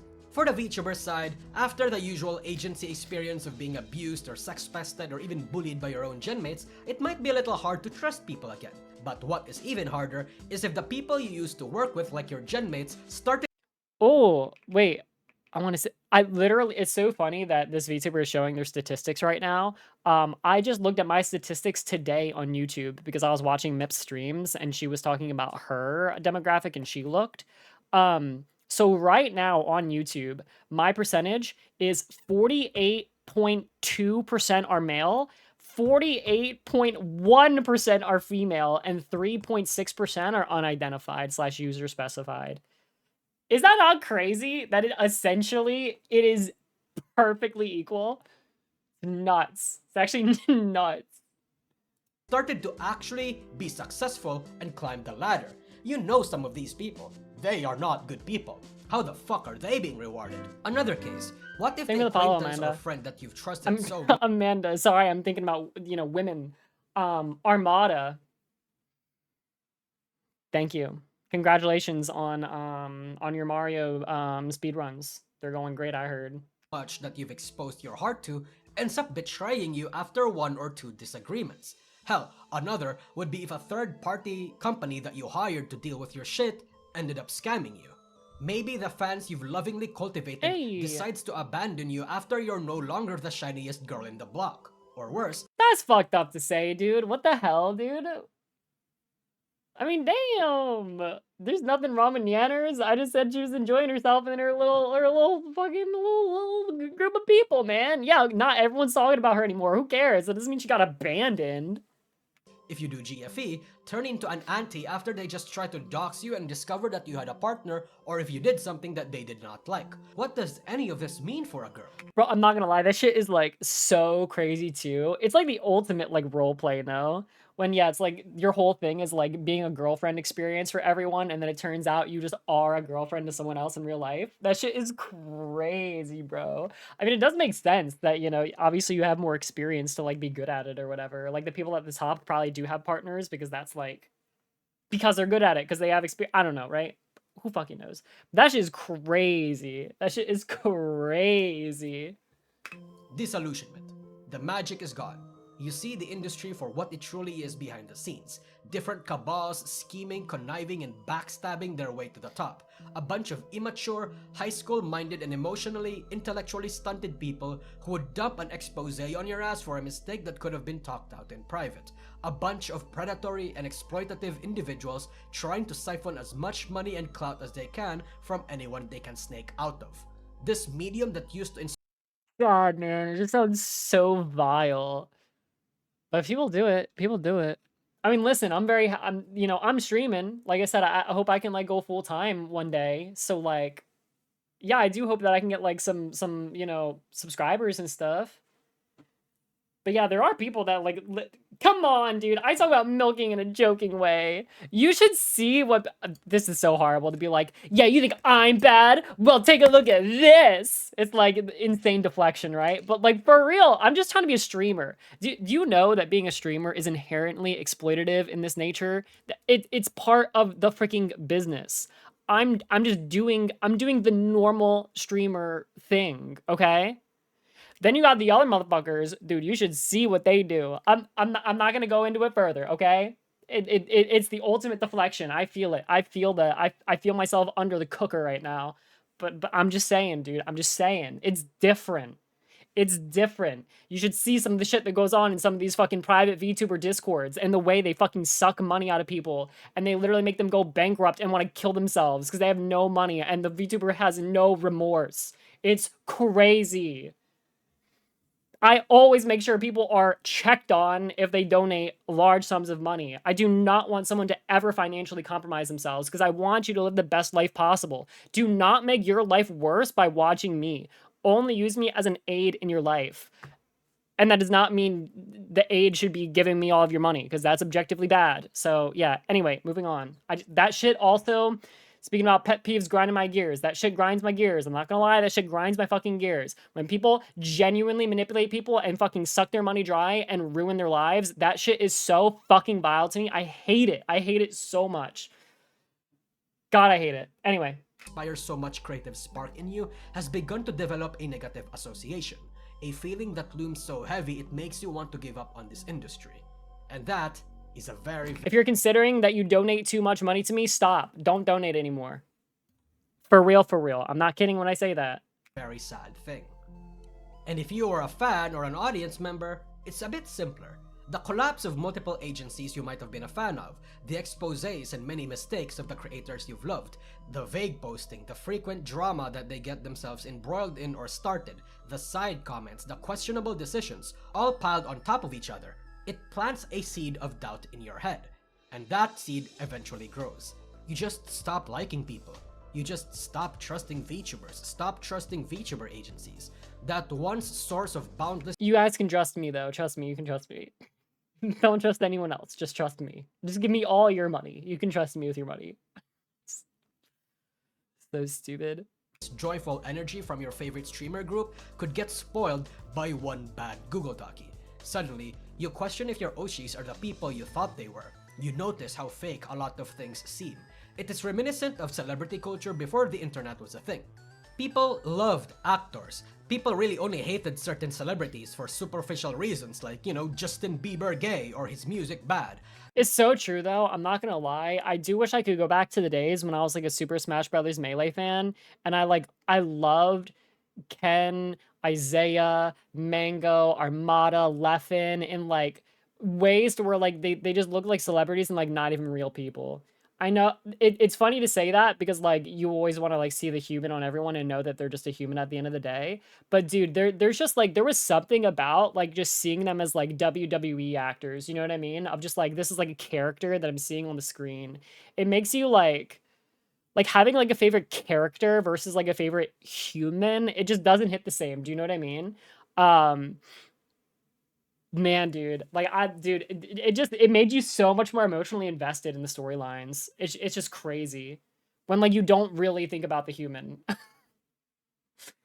As long as that doesn't make you do anything bad or disrespect or treat people wrong, like because it can if you don't see the human, obviously. But like if you're just like a little spectator and you're just like seeing it as again, like I said, like WWE actors, I think that shit is lit. But when the internet became a thing, they started yapping, and the more they opened their mouth, they revealed how dumb, malicious, or profoundly unlikable they are. In but half a generation, their carefully crafted PR and identities got broken down online because they cannot shut the fuck up. Such a thing is happening in Vtubing. Even VTubers that used to be uncritiquable now have critics because of the things they do or say, and sometimes it's even because— That is true, dude. Oh my god, dude. It is so annoying that people just get so angry for the smallest things. You gotta just remember that it's the vocal minority at the end of the day. Like, literally, I'm sure, I don't want to make a claim like this, but I'm sure almost everyone is like, yeah, Iron Mouse is cool, she's chill, whatever. You might not watch her all the time, you might not like the way her style of content or whatever, but you don't think she's like a fucked up person, you know what I mean? But there are people that are like, dude, she's so fucking evil. Oh my god, have you seen the couple of things that she's done? Dude, she's a sweetheart. She's a sweet girl. It's like so easy to see. I don't know why you're convincing yourself otherwise. It's so strange. Get fucking checked, buddy. of things they don't do or say. Figures like Bao, Amalie, Iron Mouse, Shiley, and even fucking Iago. Iago! While they are still beloved in the mainstream, doubts about their character had been planted already, and these doubts are no longer just living in 4chan boards and circles. They're a bit more widespread now, just waiting for their next drama so they can jump like an alligator. And whether you agree or— Oh my god, I know, Zanaker. I know, dude. It is the worst. It is the worst. Oh my god, you're a hypocrite. Oh my god, you're a hypocrite because of something you said 5 years ago, and now what you're saying right now is disagreeing with that. Yeah, because it's called people change. Oh my god. Oh my god. Thank you for the follow, Myth. I appreciate it. or disagree with the criticisms around them, it's clear that the tides are shifting against the medium as a whole. And I think this is just a symptom of the greater point, that people are noticing. And when people notice, they do one of two things: step back or double down. Those that aren't unemployed or do act— Okay, how many times are we cutting to this though? Like, this has been used as B-roll like 6 times. Do you wanna say something to us, buddy? actually touch grass prefer to step back. But because these are VTuber fans that are dedicated and parasocial to their favorites, and because these are VTubers that need their platforms to be alive, most industry members opt to actually double down. Thus, the next D happens: division. Every VTuber wants to grow, no matter fucking what. True. Everyone wants the industry to improve and expand, but everyone sees how to do it differently. Old school traditional VTubers and fans prefer to keep it as it is when they joined, character-driven, dismissive of drama, a space truly and purely for weebs and losers. Lighthearted. Usually, these are your Hololive and small agency fans, and VTuber fans who's been around since 2020 or 2021. Anyone that's adjacent to the JP side of the industry, really. But newer fans want to see it change. Bereft of idol culture, no parasocialism, able to show your faces, sanitized. These people came from the Twitch and Western streamer culture, so these two types of fans see certain acts or cultural aspects differently. For a few— It's not so black and white of these sides. In general, these are definitely types of people, but like, I would say I'm certainly someone that is like, I am on the Western side, but I am more on the traditional side in terms of how he's explaining it. Like, again, this is, like, very strange for me to watch this video because even this, like this video is, like, quote, unquote, "a drama video." I don't do this. I really stick to, like, things that are, like, comfy.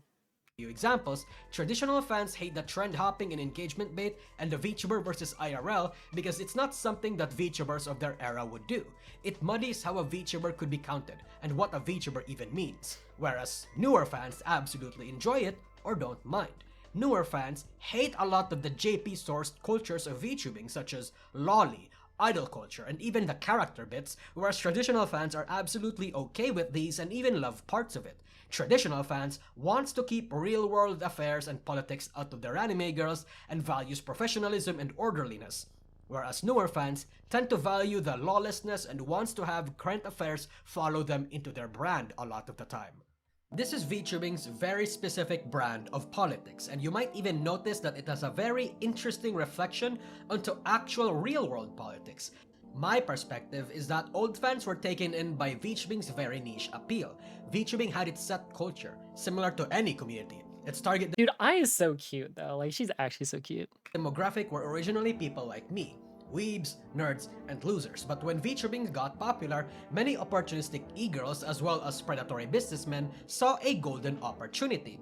And when the large influx of these people came, they chose to dismiss many of its cultural aspects and turned it into an aesthetic choice, or a brand new buzzword that they can pitch to investors or something. Some of the new people coming in aren't really even weebs. They're tourists that just saw what looks to be the cool new fresh hip thing, or just wanted to have the feeling of identifying with something. I always mourn the death of a culture that were made by nerds and losers, because when said cultures became mainstream, a lot of what makes it soulful gets removed for something more normal. The current development of VTubing is just one of the mainstream's many victims, in my opinion.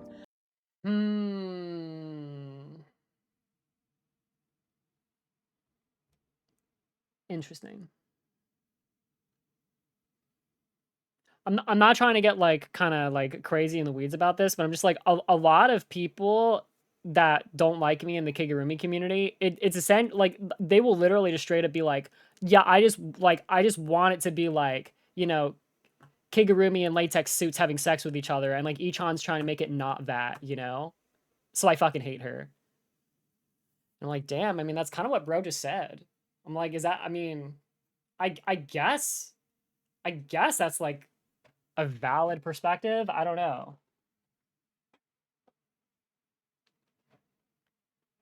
I don't know. I was definitely much more dismissive of that, but I'm like, I mean, like, I get it, I guess. Like, I do get what they mean. Maybe I'm, you know, I'm a fucking weirdo, but I guess maybe it's because I got some normie in my blood, and that's why I'm more okay with it. I do want nerds to have their space to be able to be nerds, and I'm here stomping on sandcastles or something, I guess. I don't know. I'm just thinking about it a bit more. But at the same time, it's not like I liked all parts of the traditional culture too. For example, while I don't mind GFE or parasocial relationships and I even think it gets overly demonized, I also think that it's weird some traditional fans hate it when their Oshis talk to the opposite sex like a Holostar or Nijisanji member. That some people engage too deeply with it or have deluded themselves into thinking that these VTubers, these girls, are actually single. The tribalistic parts of idol culture is something I don't like. I don't like how certain bad situations are often downplayed because they don't like the negative air of drama, and they perpetuate this forced air of sanitation. And in relation to that, I don't like how hugboxy it feels most of the time. Some of these people actually worship the multi-million-dollar Bro. Please. agency and treat these adult women like they're toddlers. Criticism, even constructive, is not welcome. At the same time, something that I agree with the newer fans is self-expression. Being able to talk about problems in the industry is a good thing. Being able to do more with the concept of piloting a virtual character is cool, to a certain extent. For example, I think Vtubing is fine, but even saying that is going to give me fierce pushback from traditional fans, and at the same time, it isn't enough to count me in as welcome in the newer fans' tribe. But why I am talking about this isn't to broadcast my Damn, bro really just said I'm a fence sitter and no one likes me. Damn, dude. Honest work, dude, but someone has to do it. opinion, it's to explain that my situation is only one of many, and it's a consequence of this big divide. nuances are thrown out of the window to favor agendas and broader, more extreme narratives. You, as a fan or a VTuber, are categorized based off of vibes, based off of the VTubers that you watch, and you are supposed to help the collective push the agenda even if there are things you disagree with on your own tribe. I remember back in the day, there used to be cross-pollination between cultures. Hollow and Twitch VTuber fans, for example, were like curious and generally welcoming citizens that wanted to meet with each other and see the sides of their nations. It used to be a big deal, and an entire event even, when a Hololive member would collab with a VShojo member or an y-chanVODs member.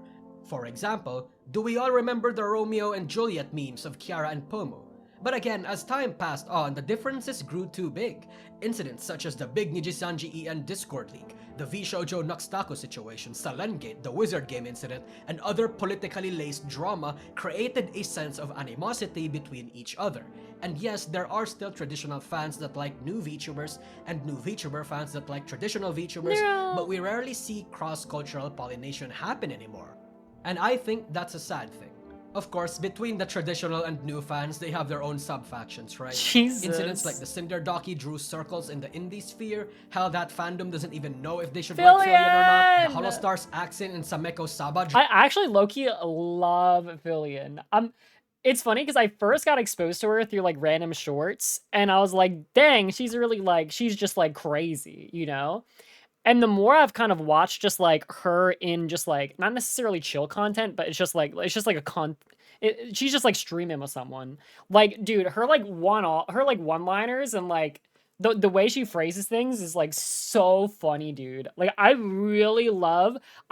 guess her slapstick comedy is good, but like I love her like sort of what's the word I'm looking for? It's just like it's, you know, the chill comedy. Like, she'll just, like, say something in a way, and it's just, like, it's so fucking funny. What is the word I'm looking for? I don't know. You guys know what I'm talking about. Brought also toward divide in the traditional group. Both are not as unified as you might think. I could draw a map of these groups of people, as well as their factions, but that would require me to go full autist mode and speculate like a motherfucker. Maybe I'll do that in another video or something. As a whole, these frequent clashes, these attempts to gain popularity, the disillusioned people who see the industry for what it is, culminate in the last exactly as areas. Drama. Aside from political grifting, engagement baiting, copycatting, virtue signaling, aesthetic stealing, and goonerism, there is also drama farming. Now obviously, I'm part of this problem.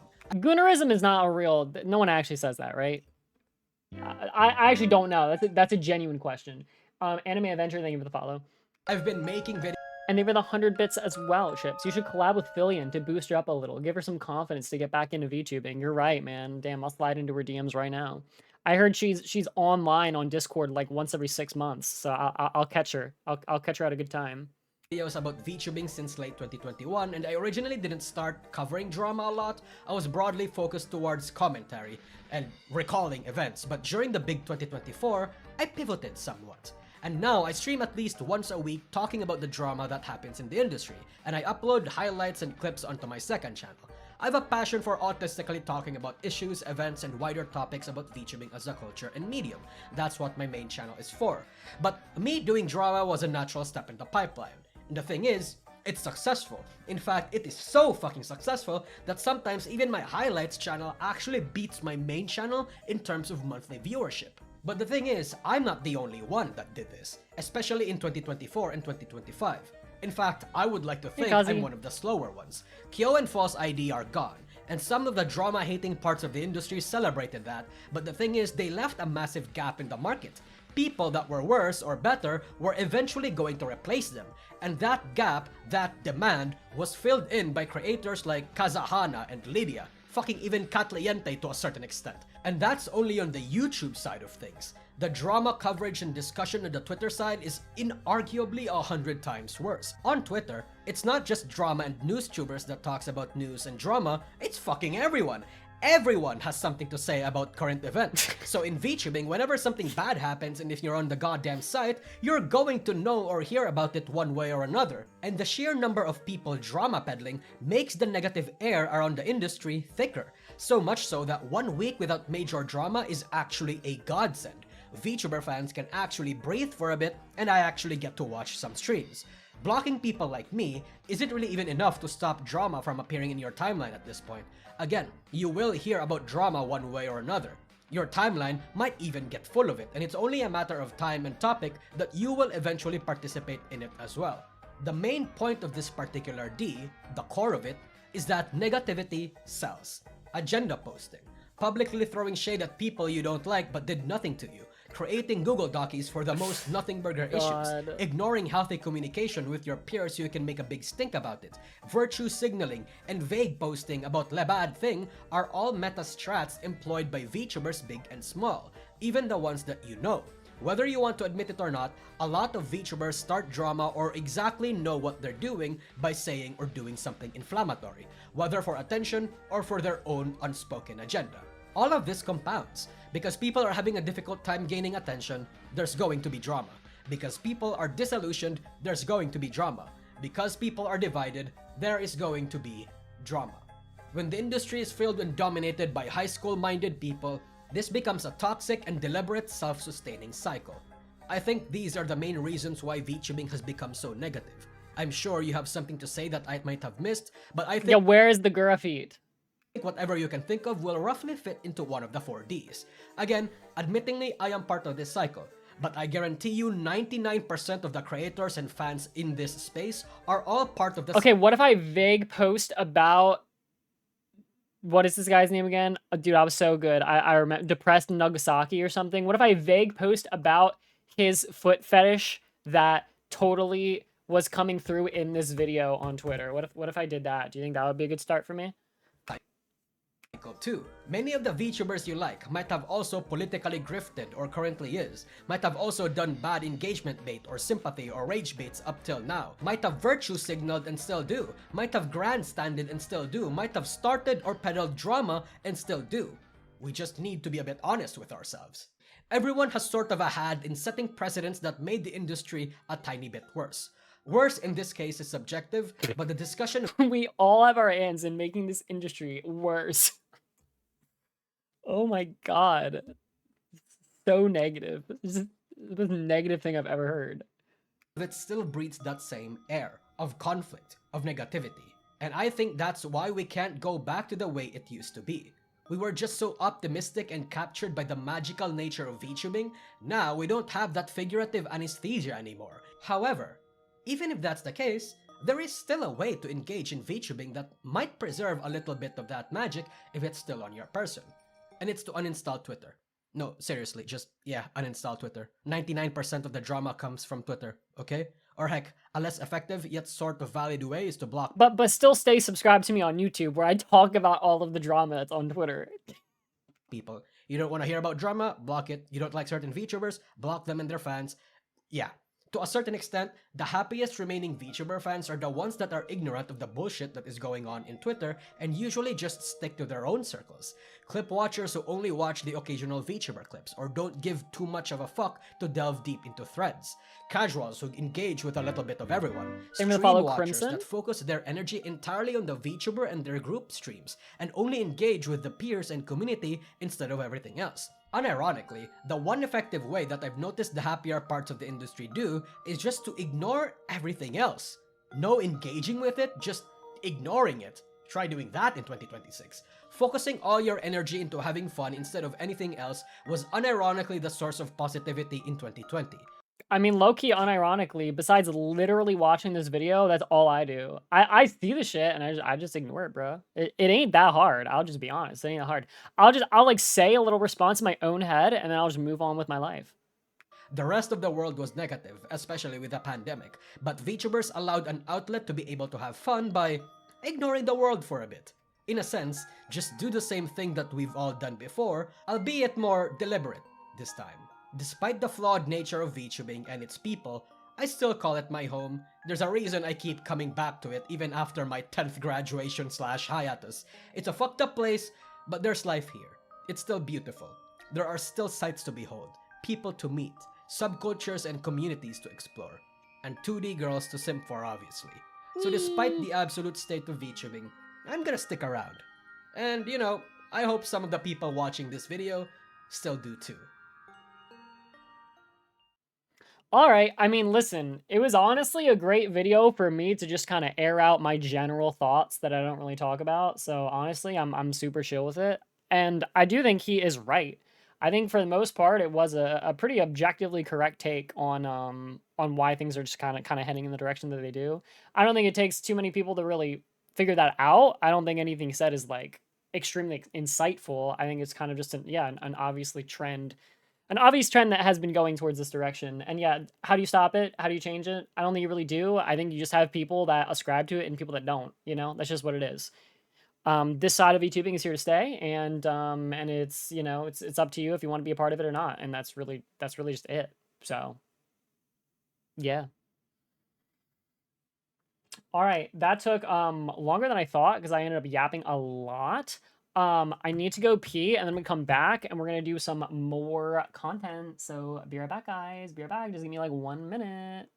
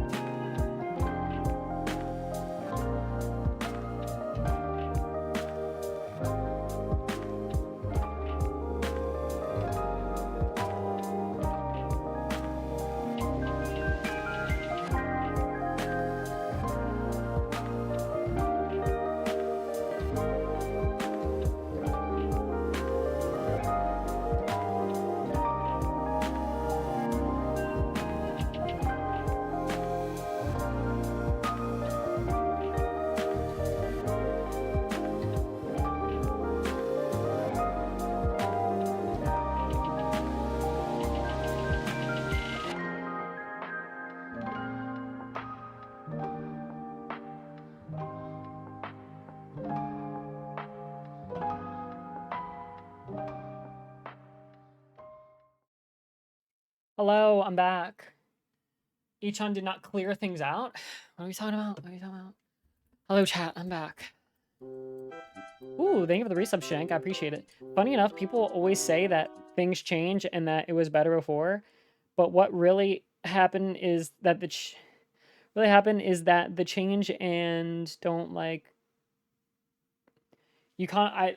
Either I'm dying or you fucked up a little bit. What hold on. I'm gonna understand what you're saying. Don't worry about it. Don't get shy about it. Hold on. I'm gonna figure it out. Funny enough, people always say that things change and that it was better before, but what really happened is that they change and that they don't like that someone else is taking the spotlight. I understand what you're saying in general. Yeah, I mean that is also true. Yes, correct. All good, dude. No, don't worry about it. You're all good. You're all good. I know because I hate the feeling when I send a message and then I'm like, oh shit, like I fucked up my words to where it's actually gonna be kind of hard for the streamer to understand what the hell I just said. And then like, you know, I like try and correct it later and then like I hear them say it and then like try and read it and they get confused and I'm like, oh my god, dude, what the hell? I hate it, dude. So you're all good. Don't worry about it. Muted Goose, thank you for the follow, by the way. Welcome, welcome. Um, all right. Yeah, well, I'm glad you guys were enjoying kind of talking to yourselves in the chat about that video. Like I said, it's such a broad title, the absolute state of VTubing. I'm like, dude, I gotta watch this, I feel. So I'm glad I made the time for that. You didn't clear the timer in the BRB screen. Oh, that's what you're talking about. Yeah. Dude, I was going through everything, and that is the one place where I forgot it. I only follow bottoms. Bro, I swear I've seen you before. What the hell? Do you follow a lot of VTubers or something? Anyway, thank you for the follow. W clickbait on the title, 4 out of 10, too much force in feet. Yes, I do. Do you follow people on like Twitter too? Dude, I swear I like see you around VTubers. I don't know why I've just like seen that name before. It's like a common joke, sorta, I think. There's definitely multiple of you, but yeah, dude, I've seen that guy. I've seen that guy before. I've read that name before. Mm. Yeah, dude, everyone knows you. You're famous. Not on Twitter. That is my friend. I only follow bottoms. Wow. That's so cool. You guys know each other? Oh my god. That's adorable. I'm glad you're all working together and, just enjoying life. Um, I really wish I can subscribe to your YouTube, but still need to unsub to more than 1,000 Bro, what the hell, Ruriko? What is wrong with you? You can't subscribe to my YouTube because you're maxed out on your subscription list? Just unfollow literally anyone. Not all of those people matter to you. There's just no way. And if it's really that hard for you, then like make another YouTube channel. I don't know. Like have an archive channel. Like, because I know I am subscribed to quite a lot of people where like they haven't posted videos in like 8 years, but like I loved them way back in the day, so I want to just leave them subscribed in case one day they post again or come back or whatever. Have like an archive channel and then just subscribe to the ones that like actually post. But I don't know how you're maxed out. That's crazy. I'm probably subscribed to like 180 people or something if I had to guess. I don't know. Somewhere in the hundreds. Like in the 100s. Like not like 100s as in like 100 to 900, but like 100 something,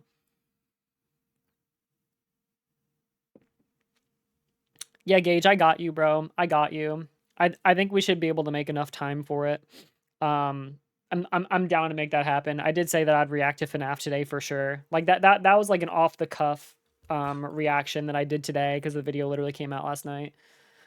So I got no problem with that. I got you, bro. I got you. Yeah, I think we'll do this react now, and then we'll make sure we have time for getting over it on Wednesday, like a somewhat substantial chunk. We'll do like the fun little quick VTuber reaction videos because all those highlight videos are like 10 minutes or so. We'll watch like a handful of those, and then we'll play getting over it on Wednesday. I think that's the goal. I think that's what we should try and do. I'm sorry, Ranger. I'm sorry. I told you that I have to lock in, right? And like, unfortunately, playing streaming Darkest Dungeon was killing my channel. I don't even like saying this. I don't like addressing it. It's sad, but like, I just can't afford it right now, bro. I gotta lock in and let Darkest Dungeon go for a little bit. I know some of you really liked it, and my dream is to bring it back. So I will. I absolutely will bring it back, but I just literally can't right now. But I will. I promise that I will. I promise that I will. I'm glad that I gave you guys some fun memories, and I'm glad some of you guys are playing it yourselves now. It will come back. I promise it will come back. It will come back one day. It just might be a while. Like I did not promise that Silk Song will come back. I might have said like maybe or something. I promise. Hand to God or whatever they say. I'm not religious in any way, so technically this doesn't mean anything. But like hand to God, Darkest Dungeon will come back. I don't know when, but it will. I promise. Because I actually loved playing it. Like, it was actually so fun, and I felt like I was making amazing content with it. Unfortunately, not enough people gave it a chance, but it's okay. I just gotta, like, farm some more viewers, and then we'll jump back to it and try it again in the future. Also, Varun, thank you for the follow. I appreciate it. Thank you. I saw that you refollowed me. I guess it made you unfollow when you got banned. That's funny. Yeah, Executor, just be a good boy. Just be a good boy. You really sabotaged that one drawful stream. Diamond, thank you for the follow as well. You don't have anything to say, Ichan? What are you talking about? What do you mean I don't have anything to say? I'm talking... What, because I took a 1 second pause? Buddy, I'm gonna kill you. All right, hold on. Let me get... I want to edit my stream. How do I edit my YouTube stream? I want to edit the title. Damn it.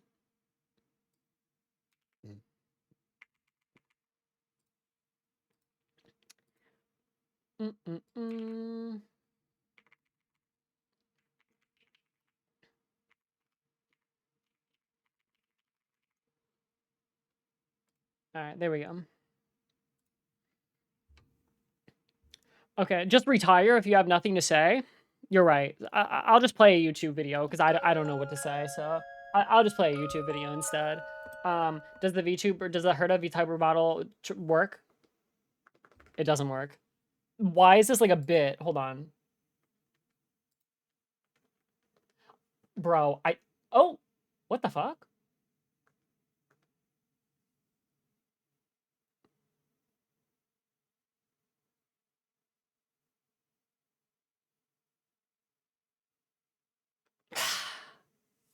Okay. I think I figured out why. I think I need to have my alternate outfit on in order to put my Herta head on. I don't really know why. That's weird. Okay, I don't know why it does that, but apparently I need the alt outfit on. That's so strange. Okay, anyway, I figured it out, finally. I was like, why is this never working? Because the button always works when I launch up VTube Studio, because I start with the Herta mask on my head whenever I launch VTube Studio. I don't know why my, rigger did that, but yeah, anyway. Ever since they gave me the new outfit, it does that. And I don't know how this shit works, so, like, whatever. It's a miracle that I even, like, know how to, do this type of shit, honestly. Okay, dude, people love Miku. Miku is redeemed more than anything else by far. It's crazy. Anyway, dude, we got a hot one. Literally, new Bones video drops right as I start watching him again. I mean, the timing is just immaculate. Can you beat FNAF at max speed? The thumbnail says 100% speed. So I don't know if he's literally modding each game to run at 100 speed. Like, I don't know if that's clickbait or not. If it's not clickbait, that sounds unreal. The nights are gonna last like 15 seconds. So I'm genuinely really curious about how this video is gonna go. It feels new and fresh in terms of challenge runs. So without further ado, let's give it a watch. The horror of Five Nights at Freddy's is mostly based around one thing: atmosphere. The gameplay of the first few games is slow-paced, with the player using the cameras to gather limited information about their surroundings, then in the downtime between those camera checks, taking in the quiet, unnerving atmosphere. The atmosphere is unsettling. It slowly causes the player to panic before they eventually miss something and lose the night. Begging, okay, that's not the bear. The bear's not. Fucking hippo! That's so good, dude. He called him the hippo. Oh my god, it's so good. Copper, thank you for the resub. These moments where the player is forced to do absolutely nothing but be alone with their own thoughts about their surroundings is what makes FNAF FNAF. But FNAF was made in 2014, and now we're in 2026, and we no longer have the attention spans to worry about horror or whatever. She is such a bad bitch. Previously on the Bones 5 YouTube channel Who is that? on YouTube, we've filled this dead space with more tasks and more games. With more threats to worry about, the information gathering process... Like, hold on, why am I watching Bones? I figured out the real FNAF content creator I should be watching. Feeling old yet? That's literally what I was gonna say. It's like, it feels very strange to know that, like, when FNAF came out, I wasn't even, like, a baby. You know what I mean? Like, I was, like, sentient, and I had agency and was, like, choosing to do things in my own life when FNAF dropped. And that shit was 12 years ago. Holy shit, I'm a hag. Never stops, eliminating that downtime. But today, I wanted to keep us contained within one... You know, I recently learned that I'm younger than Barry Grape, so, like, low-key, We're good. Is that like a vague drama post? I'm sorry, I'm trying to learn how to do this stuff now. I'm not gonna like actually say her or anything, but we just say that, and then like maybe it trickles over, and then people start slamming me or something. I don't know, right? Anyway, this has nothing to do with you FNAF people, but if you're watching this on YouTube, you should come to my Twitch channel and let me know that you came from YouTube video, because if you do, I will love you forever, literally. Thank you. It would really make my day if you did. Game at a time. And instead of increasing the space that we control, I will outlive increase Barry. the time. That's right, in this series of videos, we're going to be going through the max modes or hardest custom night challenges in each of the Five Nights at Freddy's games and modding them to make them as fast as possible, with the end goal of determining what kind of speed multipliers we can get up to in each of the games before. What if streamers did a challenge where it was just the first one to pass away from age? Sorry, anyway, all right, I'm not gonna keep talking about that. That sounds kind of gruesome, but it just sounds kind of funny, right? You just like the collab literally just goes until one of you just gets old and dies. That'd be kind of lit, right?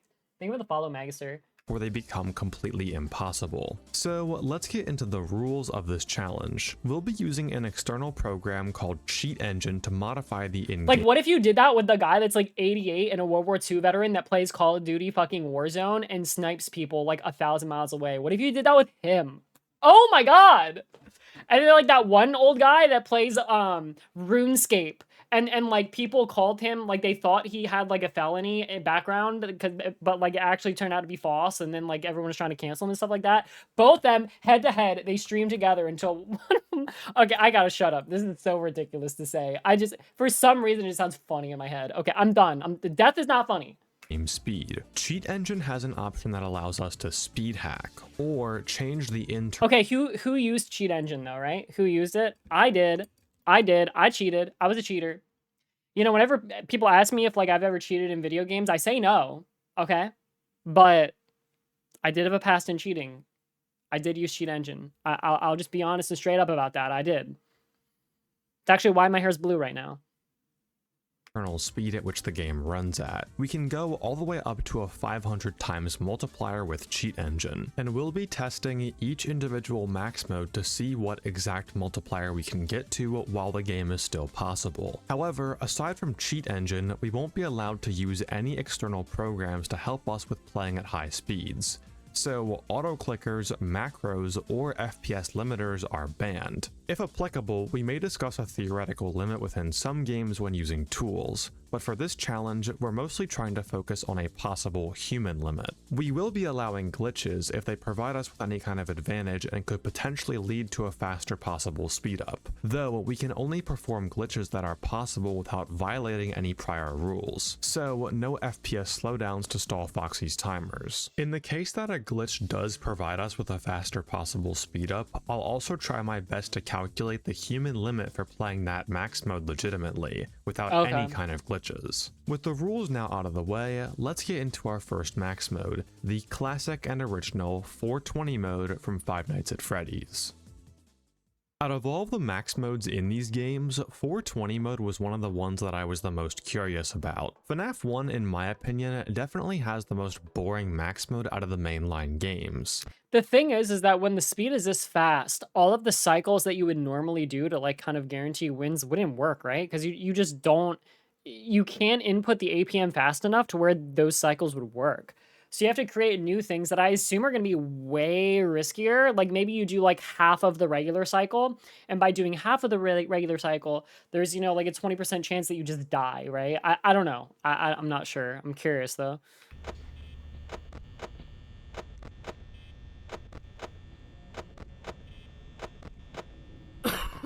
Might be a bit of personal bias talking here, but even still, I was interested to see how speeding up the game would change things. I'm sure you're all familiar with the concept of movement opportunities by now, but because of how crucial they are to the challenge within this video, I think it's important that we give a brief rundown. Essentially, every animatronic rolls a chance to move based on their AI value, with that chance increasing at higher AI levels. However, throughout the entire game, the frequency of their rolls or their movement interval always stays constant. FNAF 1 is weird in that all of the animatronics have slightly different and very specific movement intervals, likely to make the game feel more random when multiple characters attack at the same time. Since the in-game difficulty of the animatronics is always tied to their movement chance and not their movement interval, we've never really seen what the game would look like if the animatronics were directly made faster until now, and soon enough, it would make quite the difference. Considering how slow-paced FNAF 1's 420 is, I figured that I would start out with a 2x multiplier off the bat, and while we're still at speeds that are relatively manageable, I'm going to take some time here to explain the strategy that we'll be using for 420 mode. Essentially, we're going to be stalling the two camera characters by constantly flipping the cameras so that the only real threats throughout the night are Bonnie and Chica. Freddy would normally be... I feel like I would almost placebo myself to think that ×2 is easier because the night goes by 2 times faster. Do you know what I mean? It's like you have more chances to like beat the night.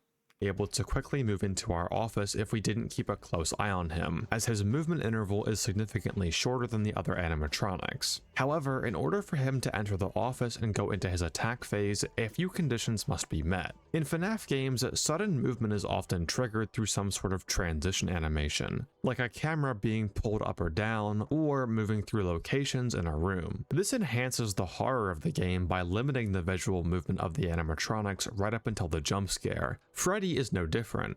Once at the East Hall corner, he requires the cameras to be pulled up and the right door to be open in order to enter the office. But if you're still selected on the East Hall corner, he'll be stalled until you click off of it. This means that as long as we never leave camera 4B, we never have to waste power and, more importantly, time on closing the right door for Freddy. This also means that we won't be able to monitor Foxy's progress in the cameras. But Foxy doesn't actually require you to be looking at Pirate's Cove in order to stall him. You just need to open the cameras to initiate his locked timer. Since we can pretty much eliminate Foxy and Freddy from the night, this just leaves Bonnie and Chica at our left and right doors as our only main threats. In order to deal with them, we just have to follow a very simple loop throughout the night. Check one light, pull up the cameras while moving towards the next light, check that light, and repeat. If we see one of them, close their door and continue the cycle. At 2x speed, we only have 2.5 seconds to close the doors once Bonnie and Chica arrive at our blind spot. That is, you know, honestly, as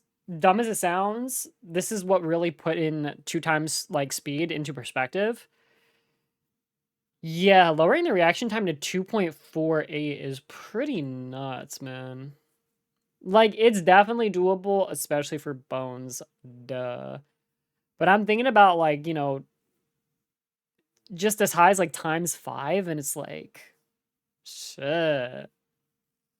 I mean, that's 1 second. I don't know, man. I don't know. Also, thank you, Chris. I know. 2.48 is fine. ×2 is totally chill. But when I'm going back to thinking about 100, it's like, well... But with enough speed, this strategy was proving successful, and I was able to beat 420 mode at 2x speed with relative ease. Moving on to 3x speed, I had to get a bit more creative. Bonnie and Chica are now moving roughly every 1.6 seconds, and having to constantly scroll across the office was wasting too much time. If Bonnie and Chica were to rush the office at the same time, I just wouldn't be fast enough to close both doors in time. Thankfully, there is one more optimization we can make to our 420 strategy to reduce this office scrolling as much as possible. We know that we're pretty much locked in camera 4B for the entire night, and with Freddy just staring at us, we aren't really getting much information out of this camera. But you'll notice that when Chica... Dude, FNAF 1 still looks so good, by the way. I really love the aesthetic of the first game a lot. Moves into this camera with Freddy, the sprite within the camera changes. It isn't luck-based which one you'll see either. If Chica and Freddy are both in camera 4B, the game will always show Chica's sprite, and we can use this to our advantage. If we look at a graph of Chica's movement throughout the building, you'll notice that in order to reach our door, she always has to pass through camera 4B. So until we see Chica in camera 4B, we have no reason to ever check the right door for her. This not only saves power, as we're using the lights half as much, but it also allows us to be much more consistent with Bonnie, who is easily reactable within 1.6 seconds so long as we're already on his side. With this new strategy, it wasn't much longer until I was able to complete 420 at 3 times speed, and 4 times speed. Things were going very well with this strategy, and it was clear that all the speed I had built up from playing much more difficult max mode Bro, what the fuck is this? Why is there sands in the middle of the screen? was paying off. But I was about to run into a complete brick wall when I increased the multiplier to 5 times speed. At 5 times speed, Bonnie and Chica now only give you 1 second upon reaching the door to close it on them. And I was starting to wonder if this was the limit for 420 mode. 1 second is not a lot of Yeah, Chips, no, Bones explains things really well. Yeah, like, I mean, he takes you through this so simply. It's very easy to follow. time, especially if Bonnie and Chica happen to enter the door blind spot when you're in the cameras. And if they happen to appear at the same time, there's pretty much nothing you can do. I assume it's probably also because he probably takes notes as he's playing, pretty much. Not literally as he's playing, but like after deaths and stuff. Because one thing that kind of shocked me when I was listening to his last video / watching it, you know, Hopeless Pursuit, he was talking about editing his videos like as he was still doing the challenge, like on the same day. So it seems like he'll like record for a couple of hours, stop, and then like just edit and like clip and snip that stuff. So I assume he's like taking like notes and writing down things that are like important to like paste the video and like, I don't know. I feel like that would make it like easier to explain as you go back. He could only have gotten that idea from Benjamin Netanyahu. Making the mode pretty RNG based at this speed. I kept trying and kept failing at 5 times speed. If this ended up being possible, it was definitely my limit for a legitimate 420 win. However, FNAF games are pretty glitchy, and I was wondering if there were any glitches that we can use to possibly increase this multiplier even higher. Put a pin in that 5 times multiplier for a legitimate completion, All right, we'll come back to that later. Okay. Let's see how high we can push FNAF 1 with glitches. There are only 2 main glitches that I think would have any impact on FNAF 1, and they both have to do with Foxy. It's been known for a while now that messing with the frame rate of the game has some weird interactions with Foxy. Once he leaves Pirate's Cove, lower frame rates cause him to move slower, and with low enough frame rates allow you to beat the night while doing nothing at all. We are messing with the speed of the game here, but Cheat Engine's speed hack ensures that both normal timers and frame counters work as intended, so there's nothing for us to exploit here. This leaves the only other major glitch in FNAF 1, the sprite overwrite glitch, or as it's more widely referred to, the Foxy glitch. This is probably the most frequently covered glitch on my channel next to the FGP glitch in FNAF 3. And I'm sure you're all tired of hearing me I've seen this explain graphic, it, so yes. I'm gonna keep it brief this time. The sprite overwrite glitch basically allows you to kill Foxy using the door lights and puts the game into a weird state. The way we do this is through coordinating Foxy's arrival at the door with the door opening through a tight timing window. Essentially, when the door is opening or closing and Foxy arrives at the office, he's always going to wait for the door to finish its transition between open and closed before performing the expected action. This means that if the door is currently in the opening state, Foxy is going to wait to enter it until it's fully open. But if you press the door lights in the short window when Foxy is at the door, but not yet in the office, his sprite gets overwritten by the lights. After Foxy is overwritten, This low-key sounds really fun though. Like I almost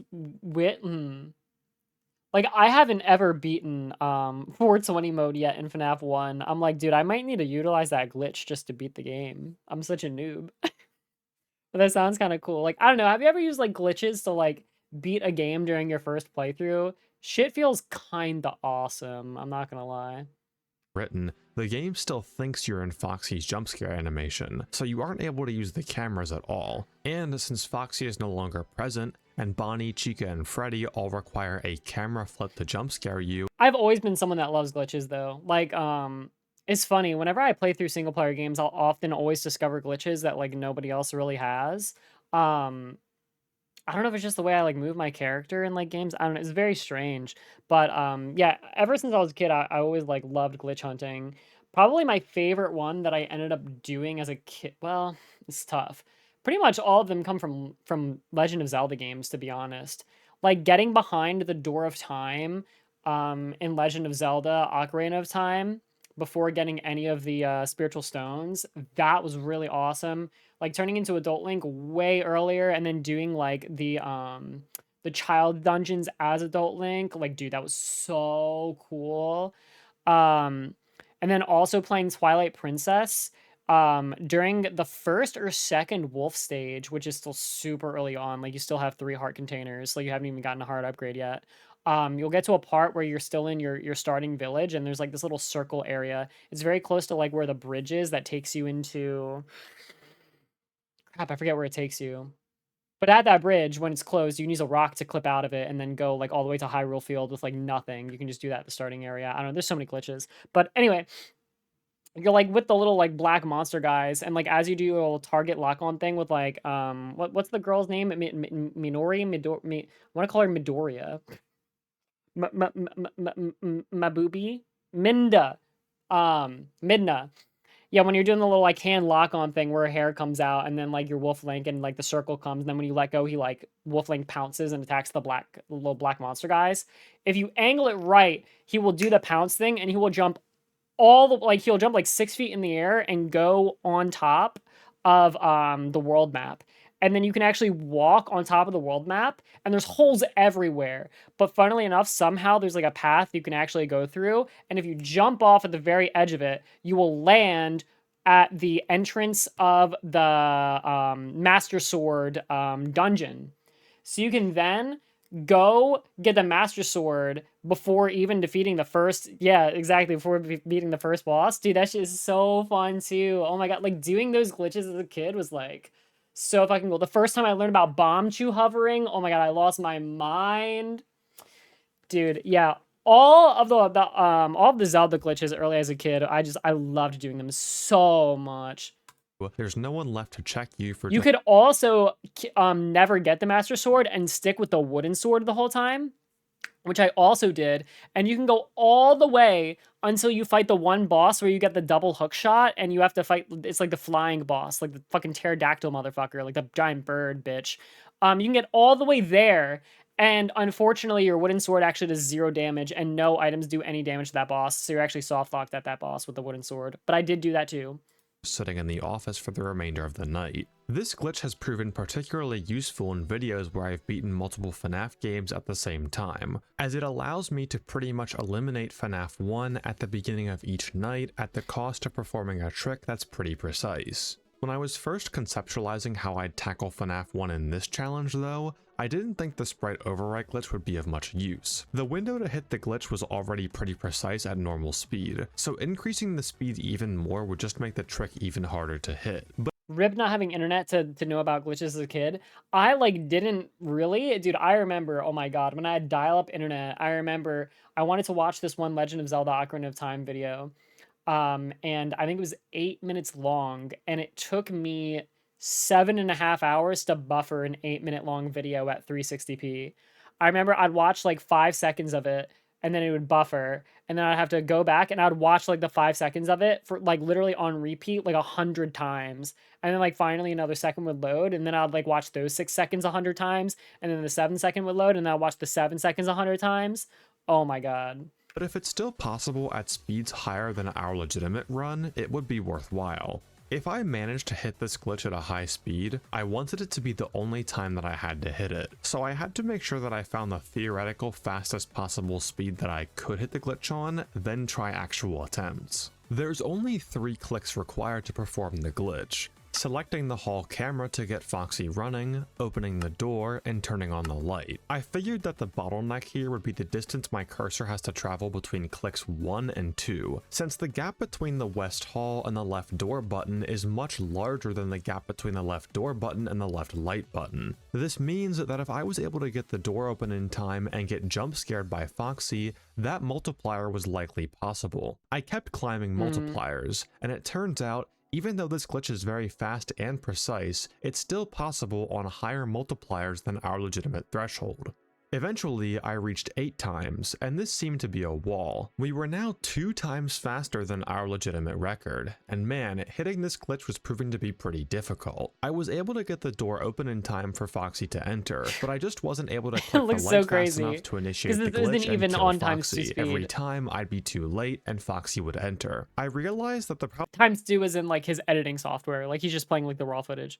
problem wasn't even my mouse speed, as I was over the light button in time every time. It was the fact that I just couldn't click fast enough. There's a short delay from when the door opens to when the light becomes clickable. And at 8 times speed, this only gives us a 2-frame window to go from clicking the door button to clicking the light. I needed a method to click faster, but also keep good enough aim so that I can still flick up to the door button from the West Hall and open it in time for Foxy. Jitter clicking, or flexing your forearm to jitter the left mouse button, was way too unstable to make this work, but I was able to see some promising results with butterfly clicking. Butterfly clicking involves alternating clicks between your index and middle finger instead of just clicking with one finger, resulting in a higher click speed. An additional benefit to butterfly clicking though is that you retain your stability in your palm, making it especially useful for situations in which you need to track a target while maintaining a high clicks per second. It's so funny, like I consider myself like a gamer, and you know, like I certainly am quite a strong gamer. You know, there are games that I'm very, very proficient at, you know, well, extremely skilled at, even like top 1% type beat.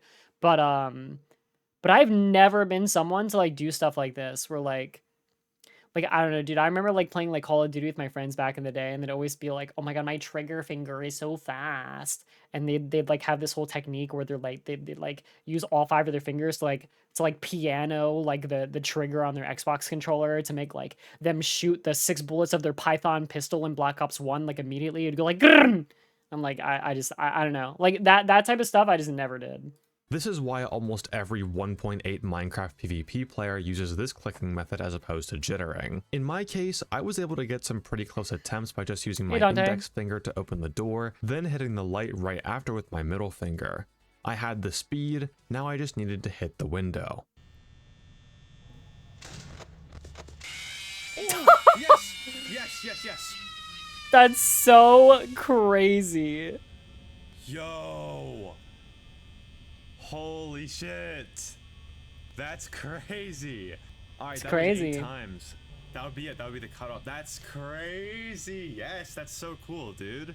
With enough trial. But wait, hold on though. If you increase, that was 8 times he said. If you increase it to 9 times, is that still only 2 frames? Because he's saying right now the window is 2 frames. So for a couple speed increases, it may still remain at 2 frames before it goes to 1 frame. I'm just saying. I don't know if that's the case, but it may be the case. So I don't know.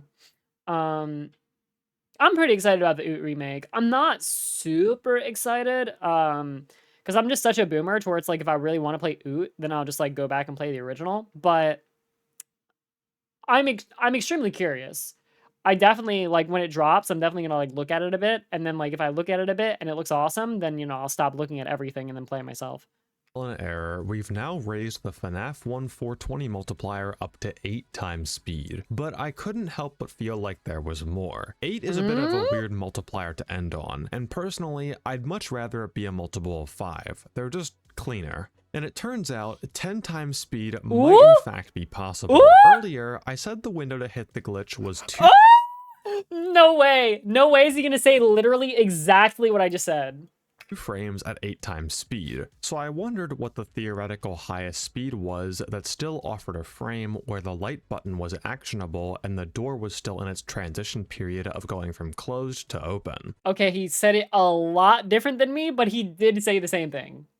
To make this a bit easier to visualize, I added a number at the top left corner to represent the state of the door, with each value corresponding to a different state the door can be in. I then used an auto clicker to ensure that the light would turn on at the first possible frame that it could. If the light turns on while the door is still in state 4, its transition state, that means that it's theoretically possible. And sure enough, at 10 times speed, we have our frame, Hell and yeah. I began attempts. Hell yeah. 10 times Hell speed yeah. was noticeably harder than 8 times, So much harder that I felt like I needed to be more efficient with my attempts. I was dying so much trying to hit this frame perfect click that I was wasting the majority of my sessions waiting for the game over animation to end so I could get back in the night. So I just modified the game a bit to reset to the start of the night on a jump scare. This video is fun. It's completely different from like almost all of the other challenges, it feels.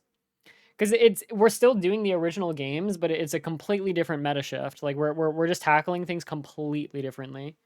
That way I could throw way more attempts at the night instead of having to wait through death screens. At this high of a speed, my aim had to get a lot better to consistently reach the door button in time. And after I managed to do that enough times in a row, I had to add in the tiniest possible delay between reaching the door button and opening the door. Then, on the very first frame that it was actionable, click the light to pull this off.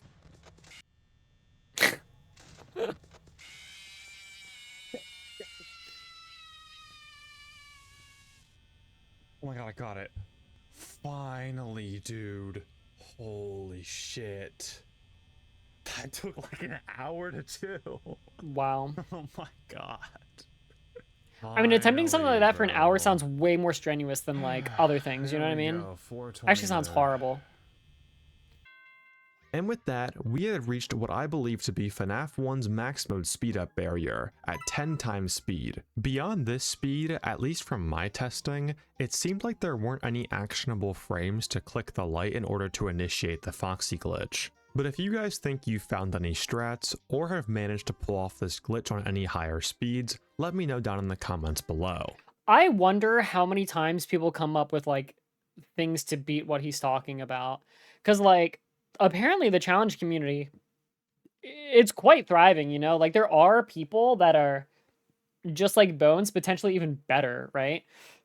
So, you know, it's not like he's talking to the void, I guess is what I'm saying. Like there are people that are just like, oh yeah, like, oh, you know, I could actually look into that, you know?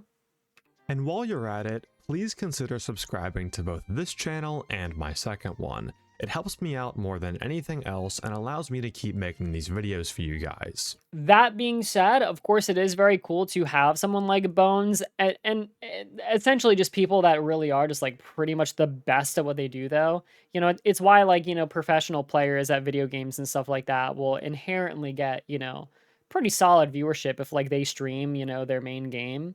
Because it's just like they are the best. They do things the best. They know things the best. So, you know, whatever Bones is trying here, I would say like 90% of the time, it is pretty much genuinely maxed out. It's not like some random guy that like definitely isn't doing things min-maxed. Bones is absolutely trying his hardest, and he is one of the most skilled of all time. Hi, Frank. Great first message. Love you, bro. It's completely free, but of course, only do so if you're enjoying the video thus far. Now, let's get back to it. We found FNAF 1's true limit using glitches, but I was still struggling to figure out where the legitimate limit was. It would be really cool to have both be on multiples of 5, a 5 times multiplier legitimately, and a 10 times multiplier with the use of glitches. But man, trying to pull off 420 at 5 times Ooh, speed Danganronpa glitchless music. was an absolute RNG nightmare. As I said before, the main issue with 420 mode at this speed is Bonnie and Chica arriving at your doors at the same time. If this happens, there is literally nothing you can do. So the first step to attempting this was to figure out how to minimize those situations. Did where we not have to know why gamble the on body was Bonnie or there. Chica not I don't arriving know, at the I'm just doors at the fucking same random time. character. I decided the best way of doing this would be to do some field research and figure out how often Bonnie and Chica would be attacking our doors throughout an average night. So I coded in both Bonnie and Chica's movement paths into a simulation using C++. Once their paths were mapped out, I took the total night length in seconds and divided it by Bonnie and Chica's movement intervals to get the total number of movements for a night. Once that was done, I just had to record the amount of times Bonnie and Chica arrived at the doors per night, then average them across all simulated nights. With the program complete, I ran the program over 100 million simulated nights, and the results were actually pretty interesting. Despite both Bonnie and Chica being set to 20 AI, Bonnie on average would arrive at the left door approximately 16 times per night, while Chica would only arrive at the right door 8 times per night, half as frequent as Bonnie. Wow. Now, why is Chica so much less frequent than Bonnie? Well, once you look at their movement paths expressed as directed graphs, it makes a bit more sense. In order to reach the door, Bonnie can choose to either go through camera 3 or camera 2B, whereas Chica only has one camera she can reach the door from, camera 4B. So what does this mean for our strategy? Oh, okay, well, I see, it I means that we see. can gamble a bit more efficiently when we're trying to survive a possible sync-up. A small optimization you can make in FNAF 1 strategies to save some power is occasionally skipping checking the lights when you know it's safe to do so. With our existing strategy, the only case where this is useful is right after Bonnie attacks our door. Once Bonnie leaves, he's guaranteed to not be back. Yeah, see, this is why I can't make videos like that, though. If I had to do a simulator with, like, a million attempts, I would literally do it by hand, and I would do it a million times, so it would take the video, you know, 5 years to come out. I remember, one time, I remember there was, like, a trend where it was, like, you know those videos where, like, it gives you, like, the time progression of, I mean, let me just give you an example, right? It'll be, like from the year, you know, 1900 to 2026, like the chess players with the highest elo, and then like it's like a graph bar, and like it goes by every year, and like the play, like people like pop up and then go down, and like the numbers rise and fall of like whoever's like number one on the chart, and like, you know what I'm talking about? I assume you probably know what I'm talking about. But I wanted to do one for like, what was I gonna do? It was like oh yeah, it was like most popular waifus like of all time.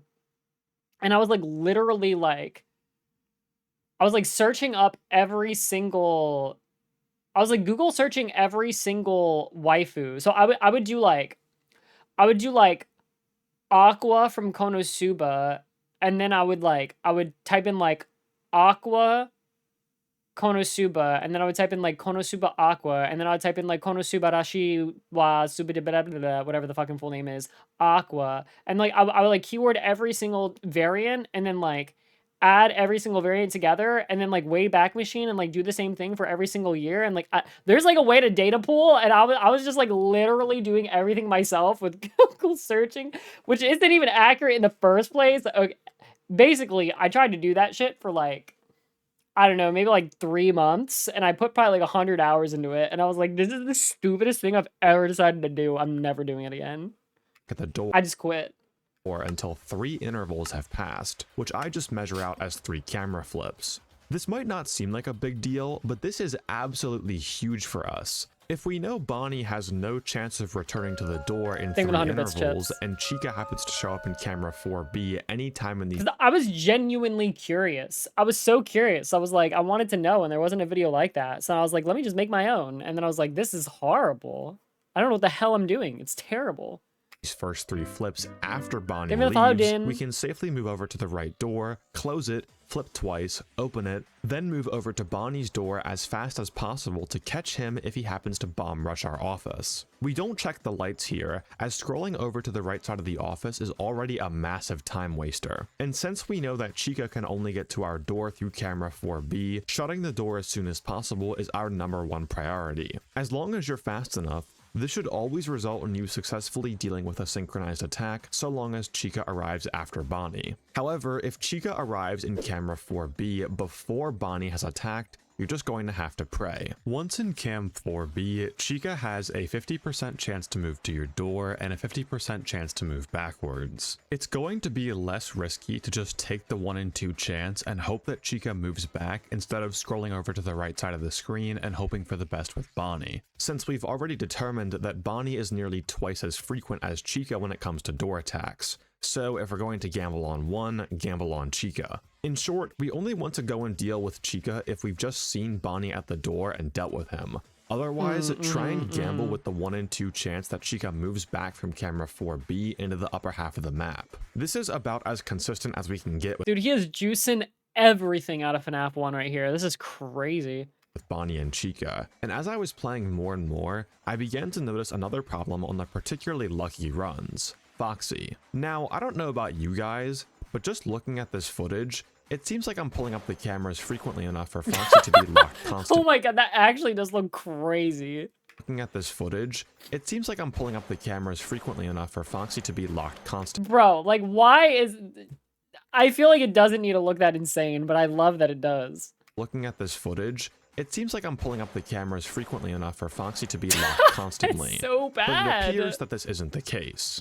Like Bonnie and Chica, Foxy has a movement interval that is approximately 5 seconds, with each successful movement resulting in him progressing in Pirate's Cove. But Foxy's additional mechanic, where he's stalled upon pulling up the cameras, is what has a bit more randomness. When the cameras are pulled up, Foxy rolls a random amount of time, anywhere from 0.83 seconds to 17.48 seconds. Throughout this time period, Foxy will fail all subsequent movement opportunities, preventing him from progressing. This does create a bit of a problem for us. If Foxy rolls a super low lock window, like 1 to 2 seconds, that's only about 0.3 seconds for us. And if that window happens to desync with Foxy's movement intervals, there's pretty much nothing we can do to stop him from progressing. Foxy was especially punishing when it came to dealing with Bonnie and Chica's sync-ups. If I got the situation where Chica happened to arrive in camera 4B after dealing with Bonnie, I'd move over to Chica's door while flipping the cameras for Foxy, close the right door, flip twice, then instantly snap back to the left light before flipping again. This means that if Bonnie happened to be at the left door right as we were getting back from the right side of the office, we'd do a full office scroll, light check,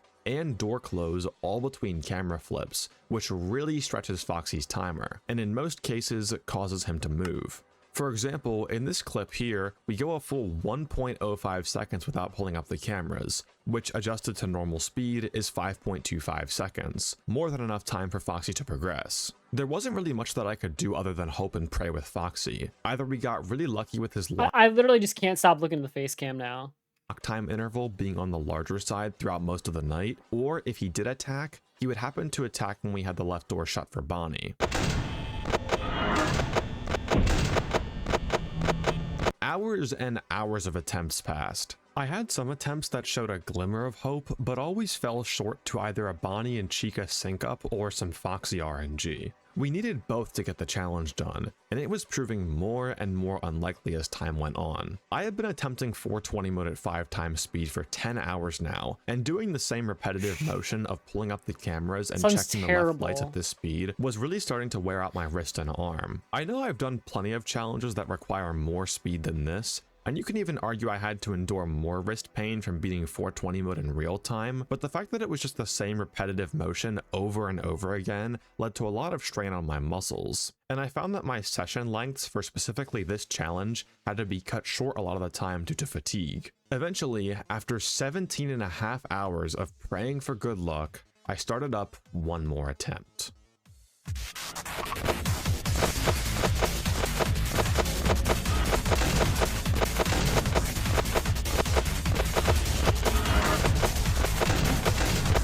Bro, how is this in real time? I'm rewinding again.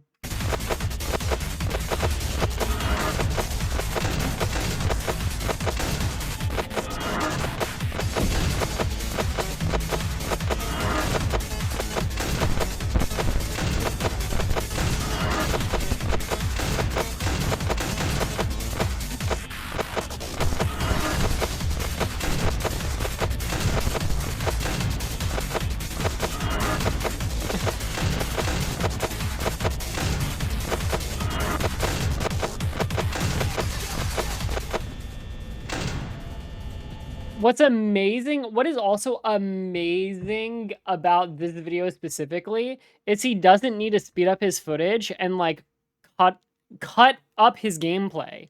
Like he essentially just showed us the entire night without having to edit at all, which is honestly amazing because it's really hard to show like the strife and like working through it and like how tight the run is when you have to edit things down so much. This I mean you literally just see the whole thing.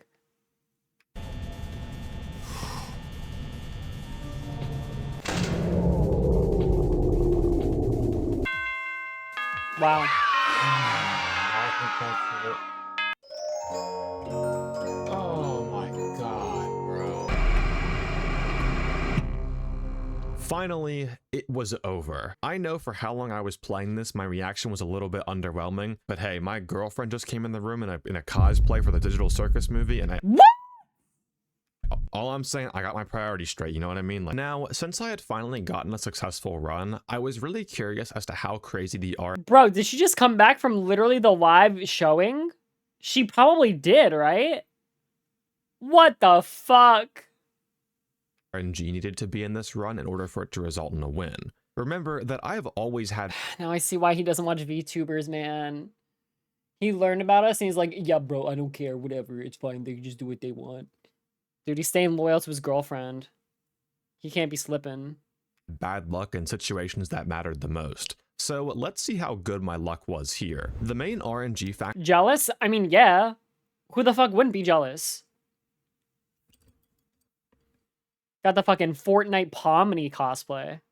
factors to examine here have to do with Chica. We want to know the chances of both her attack frequency and the chances that she leaves me alone when I happen to gamble on Bonnie being here instead of her. In this run, Chica showed up in camera 4B a total of 13 times, with 4 of those times Yeah, Pomni, did you not see that she's caked up in Fortnite? Dude, she is caked up.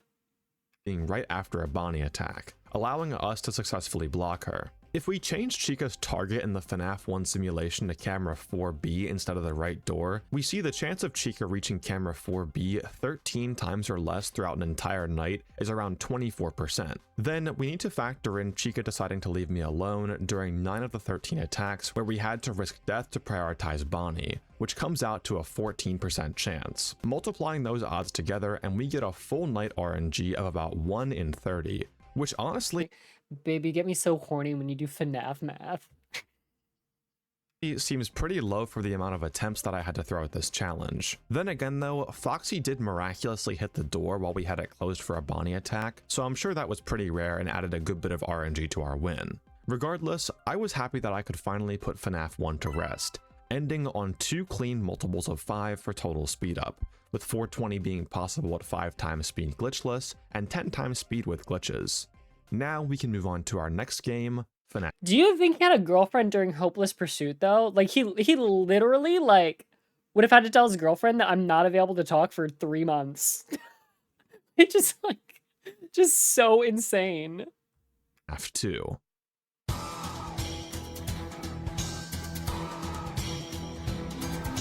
Coming off of FNAF 1, I was a bit scared for FNAF 2, and as you'll come to see, that was more than justified. As many of you may know, 1020 mode in FNAF 2 has had arguably the most strategy development out of all of the mainline max modes. It's gone from one of the hardest challenges in the games to one of the most consistent and easiest. The only problem with that is that all of the consistency in FNAF 2's modern strategies comes from the usage of external timers to track exactly where you are within the night. Correct. So we're gonna have to develop literally a whole new strategy. In many of these strategies, you only have a split-second window to execute a movement in order to maintain the cycle, and failure to do so will either result in a straight-up death or slowly bleeding progress with the puppet and the music box.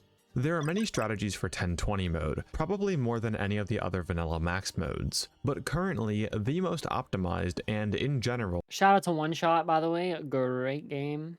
I could probably play it again. I honestly forget a lot of it, but I remember it being amazing. best strategy for 1020 mode is the Brayden strat. This strategy finds a good balance between skill and RNG, with it heavily reducing lethal RNG while not requiring too much skill. This strategy takes advantage of a cool discovery with the flashlight in FNAF 2, that being that you can actually flash Foxy in the hallway through a blackout if you buffer the flashlight input while you're still in the cameras. It's important to be wary of exactly when to do this though. This strategy hinges on you perfectly balancing 2 characters, Foxy and Golden Freddy. Both characters are tied to 5-second intervals. Golden Freddy has an AI and 20 chance to spawn on every 5-second interval that you're in the cameras, and though Foxy's kill timer counts up by 1 every second, his kill equation is only checked on every 5-second interval, meaning flashing him before a 5-second interval will refresh his kill timer and prevent him from entering his kill state. Golden Freddy will jump scare us if we use the flashlight anytime that he's spawned in. So we have to ensure that we never have the cameras up over a 5-second interval no matter what, since we're going to be flashing on the first available frame once the cameras are dropped in order to flash through the blackout. This allows you to wind the music box for much longer in comparison to other strategies, nearly 5 full seconds. And because of that, you now have extra time to implement another technique, Toy Bonnie stalling. Toy Bonnie is the only animatronic in FNAF 2 that can end our runs because of luck. However, he can't enter the vent while the vent light is on. So, leaving the vent light on over his possible entry times stalls him and reduces the total number of Toy Bonnie occurrences throughout the night. This sounds great so far. FNAF 1 was an absolute nightmare with RNG, and if we can utilize a strategy that is nearly 99% skill-based, it shouldn't be too difficult to climb the speed ladder. Though, there was a bit of a problem. Since all of these strategies require a timer in order to pull off, how are we going to get the timer to sync up with our game? At first I thought I would have to retrain myself to internally multiply whatever the current time is on my timer whenever No way. So right now he's like, oh yeah, in real time, he's going to be like, oh yeah, 10 seconds, 8 milliseconds. That's actually,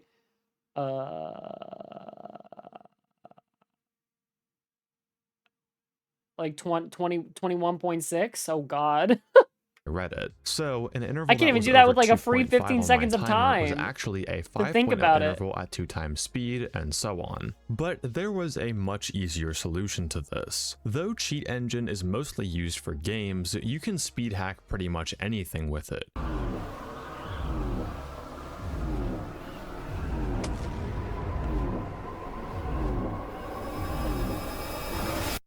Blanca, no. Cheat Engine can recognize every single executable that is currently running on your computer, including itself. So if you want, I was thinking about downloading JoJo for my plane flight to Japan and back. I did not. I ended up watching Apothecary Diaries and what's that one where it's a movie that came out kind of recently. It's like boys running track and stuff. I already forget the name of it. Watch those instead. And the first Star Wars movie because I've never seen Star Wars. I have watched the first, so I watched part 1 and 2, 100 meters, yeah. No, I've seen part 1 and 2 of JoJo, but I've not started part 3 yet, and I really should because I know I'd like it. I already thought part 1 and 2 were fire. I actually really liked part 1 quite a lot, and I've heard that people in general consider that easily one of the weakest parts. So, yeah, I gotta get to it. You can even have Cheat Engine speed hack itself. And obviously we got Steel Ball Run now and shit. I got multiple friends that are like pretty obsessed with it too. Yeah, I know a lot of people like part 3. A lot of people like what, part 7 or something? I don't know, I forget. JoJo used to be like such mainstream talk. Now it's kind of went to like mostly just like you got to be like a part of the community or to really be yapping about it now. But it was mainstream culture for a while. This doesn't do anything, but hey, it's neat. Anyway, this is important to us because now we can just have 2 instances of Cheat Engine open, one that's attached to our game and one that's attached to our timer. As long as we set them both to the same multiplier, we'll have an equally sped up timer to match our sped up game. With this new discovery, it was on to 1020 mode, and I figured I'd start off the same way that I did in FNAF 1, 2 times speed. Almost immediately as I started 1020 mode on 2 times speed, I realized that FNAF 2 was going to be a lot more difficult, skill-wise at least, compared to FNAF 1. Every single strategy on FNAF 2 follows a simple loop. I mean, 2 does seem... seem... seconds, then execute a short burst of input. At least times 2 already seems pretty hard for FNAF 2. Times 2 for FNAF 1 seemed like kind of a cakewalk. Like, I don't know, dude. Like, how hard are you gonna get with FNAF 2? I don't know, maybe you do times 5 as well. I'm curious. Then go back to waiting and repeat. For example, in the Braden strat, you wind the music box for around 4 seconds, then once your timer is half a second away from a 5-second interval, you have to buffer the flashlight with control, flick off of the music box button to drop the cameras, move the mouse up and down again as fast as possible to put on the mask, then do the blackout. All of these inputs are executed one after another extremely quickly. Whoa. And the more we increase the speed of the night, the smaller the execution window will become. Thankfully, at 2 times speed, this is still pretty manageable, and within a few tries, that still seems I was able to get a really win. fast. The real challenge began once we moved up to 3 times speed. This already Oh, seems man. maybe the cap, yeah. 3 times speed. Yeah.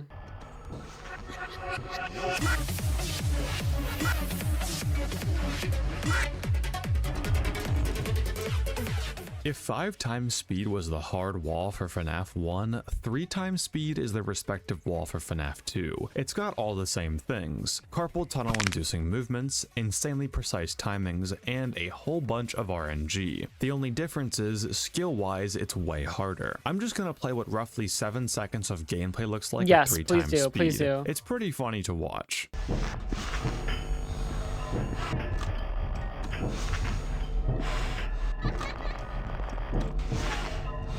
Dude, I'm telling you right now, he should have 100% inserted Markiplier freakout moments as like his little memes here, because he loves to do that with like putting like different FNAF. Dude, it would be so good if he inserted some Markiplier freakout moments when he was doing his run.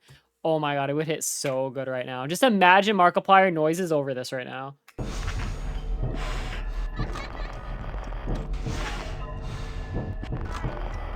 Like FNAF 1, at this level of speed, there are some aspects of our strategy that just fall apart. The first problem that I immediately noticed was how fast that I would bleed music box progress between cycles. You see, in the Brayden strat, the closer you can cut your camera flips to Foxy's interval, the more music box wind time you'll get. Excuse me, the Brayden strat? Come on, bro.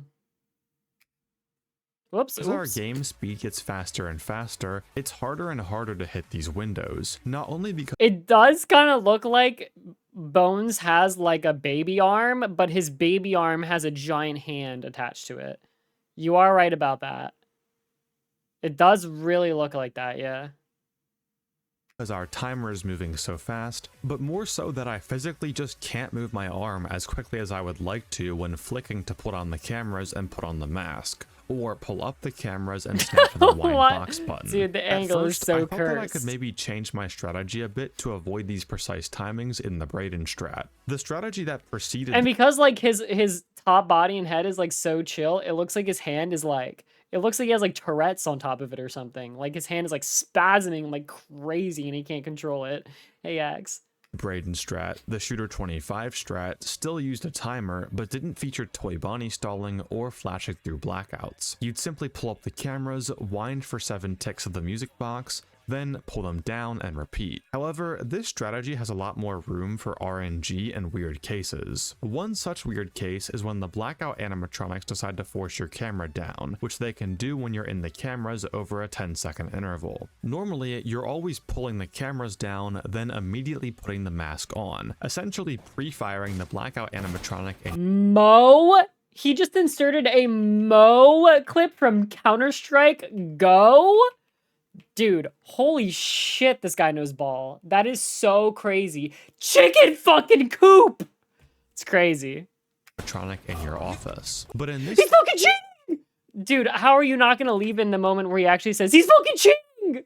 I know that exact clip, literally. Fucking swag. Mask on, essentially pre-firing the blackout animatronic in your office. But in this case, you have to react to the cameras being pulled down. The time that you have to react scales with the night number, and on 1020 mode, you only have 0.75 seconds to have the mask fully on before the blackout animatronic is flagged to jump scare you. Considering that the animation to throw on the mask is 9 frames, God, like, why can't Bones have, like, DMs open? I want to DM him on Twitter and be like, bro, I watch all of your videos.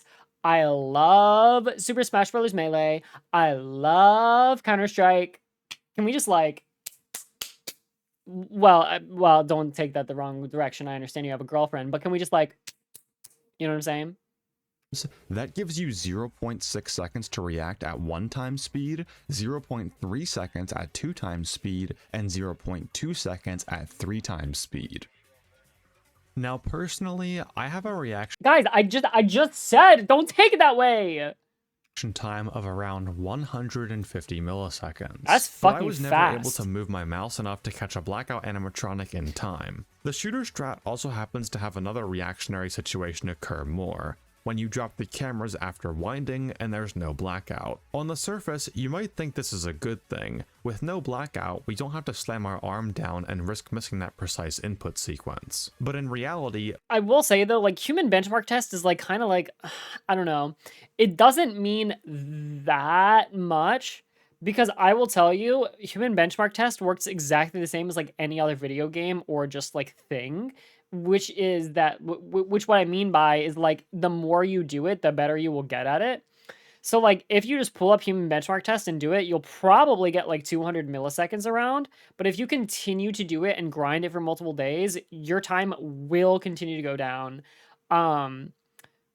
Like I remember, like I started at 200 and I actually got to the top 10 in the weekly or monthly leaderboard. Like you have to do 5 different like benchmarks to get like an average to prove that it's not like fluky-ish. And I think I ended up getting 123 or like 121 out of my 5 attempts, like averaged together, and it put me on the top 10 leaderboard. But like I don't actually have that reaction speed though.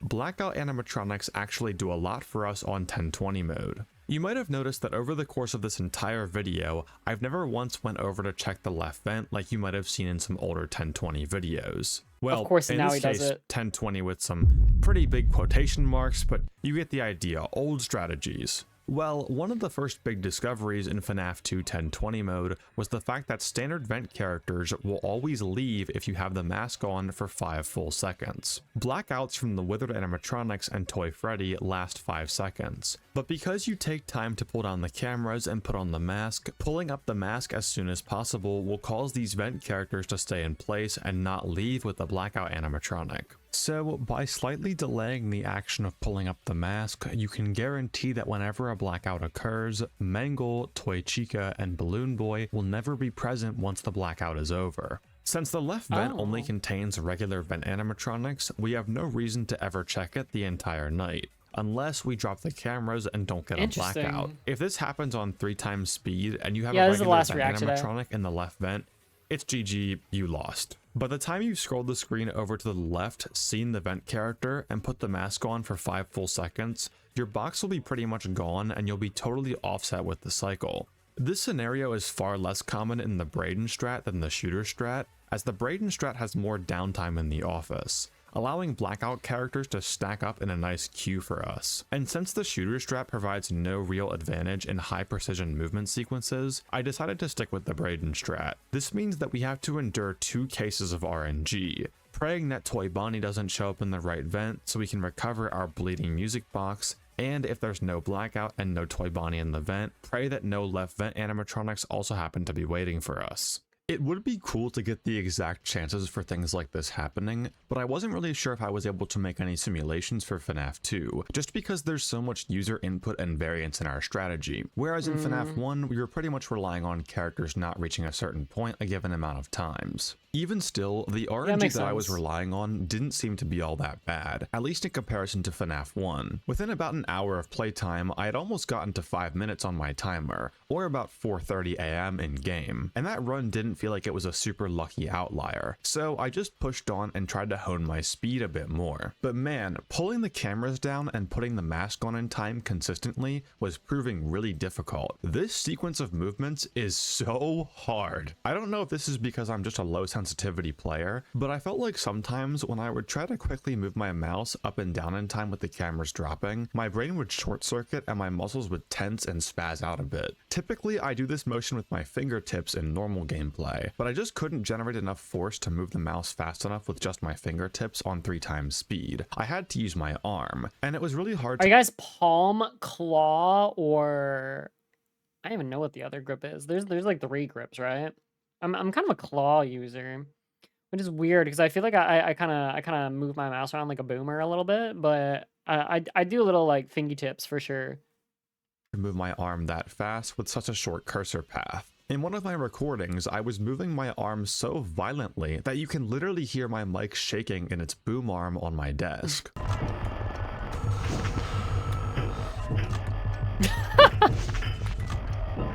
Not only do you need to be extremely fast, you still have to hit a precise window. You see, the button to put the mask on doesn't appear until the cameras have fully been pulled down, and it won't reappear until you've moved your mouse off of it again. So, if you happen to be the tiniest bit too early, you'll end up missing the hitbox and dying. If you happen to be the tiniest bit late, you'll also die to the blackout animatronics reaction timer running out. And I don't know what it is about dying in this specific way, but it is absolutely infuriating. This summer, I've really been trying to keep myself in check with anger in order to get better mentally, as Tilt is known done to decrease performance when it comes to video games. How that went is a story for another video, but this right here was the ultimate. That's so funny. He never struck me as like a person that like really raged at video games. That's interesting. Dude, he should make a video about that. That's so funny. Man, dude, and he bashes his head against these challenges while getting like super pissed off. That's actually crazy. Rage test. You know what? This.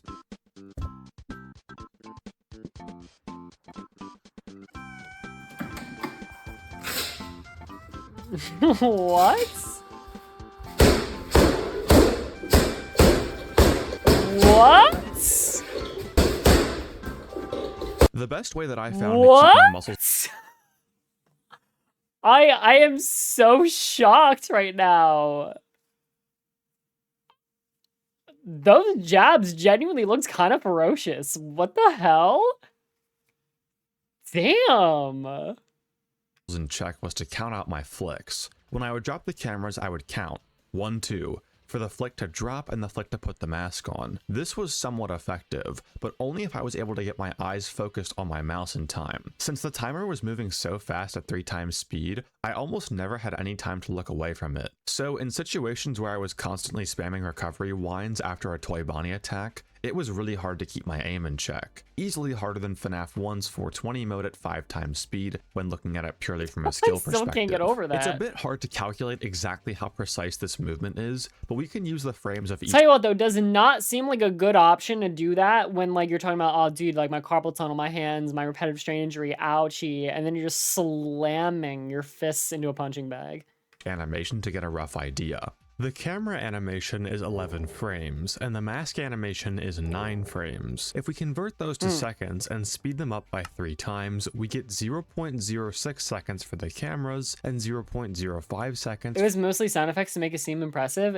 Really? I thought it was real. I feel like it is real. No. You're being a doubter right now. I'm a believer. For the mask. We know that blackout animatronics give you 0.75 seconds to react on night 7 at normal speed, so speeding that up by 3 times gets us 0.25 seconds. However, this kill timer is only avoided once the mask is fully on, so we subtract the 0.05. Oh yeah, no, I'm not saying, yeah. Okay, no, sound effects means though that he's putting things in post-production. No, I agree that the material of the punching bag and the gloves he was using is just gonna make it like pop loud anyway. Yes, agreed.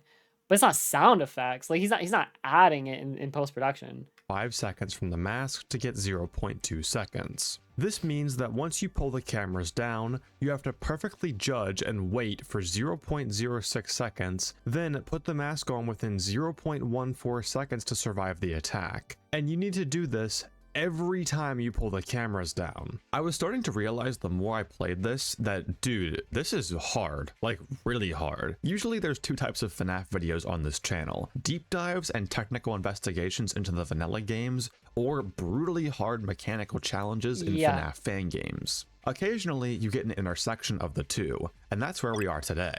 I had put so many attempts into this challenge that I didn't get not 1, but 2 insanely rare Easter eggs. The Paper Pals and Shadow Bonnie. That's a 1 in 16,000 for Shadow Bonnie and a 1 in 2,000 for the Paper Pals. If you want a better idea of how hard this really is, anyone remember Y-Girl from the One Night at Frogger's video? The character that carried the entire cast? Her timings are within 0.2 seconds, and sometimes even 0.3 seconds. And those are clicks, not mouse movements. Way easier to time and pull off. What am I watching right now? What is this? What is this game?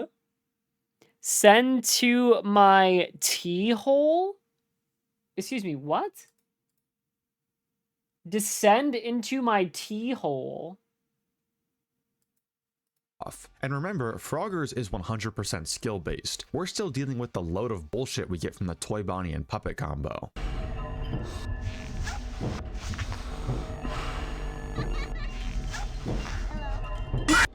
Oh my god, dude, that actually scared me. Since day 1, since the dawn of this fucking channel. Sometimes I'd have runs that were RNG miracles, and the nerves from getting so far would cause me to miss a mask flip. Other times, the Well, that is personally the thing that would really screw with me with this challenge, is that, like, if I pulled something off, I feel like I would need a second to breathe. And in normally in a FNAF game, no matter how hard the challenge, you at least have, like, a second to collect yourself. But in this, like, you literally always have to be moving. And that just sounds, like, impossible to me, to be honest. Toy Bonnie and Puppet combo would get me, since it was nearly impossible to keep a full box throughout the night. Because, like, even when I was, like, really good at Osu and I was grinding Osu, dude, like, so many times I would, like, pause a map halfway through just to, like, collect myself for a second. Just like FNAF 1, trying to balance Toy Bonnie and Puppet became another gambling game. When the music box runs out, the Puppet begins progressing out of the prize corner, having a 3 in 4 chance to do so every second. Even if you catch her and get the box wound back up, that progress will stay, making the next Toy Bonnie attack much more dangerous. Usually, unless I get perfect Toy Bonnie RNG and he enters the office instantly, Puppet will progress a bit due to taking off the mask and pulling up the cameras at 3 times speed. Once this happens, I know that I need to prioritize the box more, so I go for more recovery winds at the expense of a possible Toy Bonnie jump scare. I had gotten nearly 6 minutes, and with FNAF 2 nights lasting 7 minutes, I knew it was possible. I just had to get the luck that I needed and master control over my flicks to finally get it done.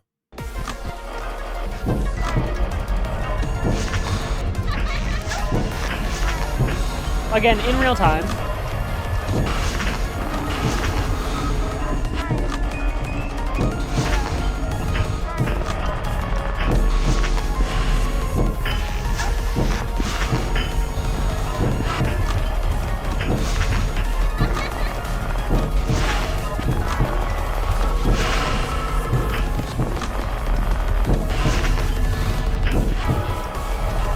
To be honest, this kind of looks doable because the cycle is quite short with the way we're doing it.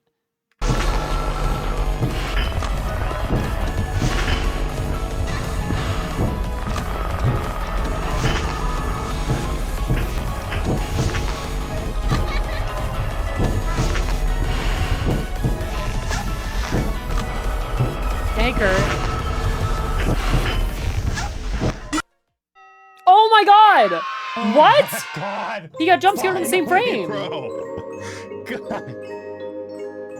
Oh my god, that was literally 3 minutes into attempts today. What the fuck? What the fuck? Oh my god, yes, dude. Maybe it was all mental. Maybe We're not it gonna was talk about all that? just anger. I hit every single one, every single 0.15 second timing.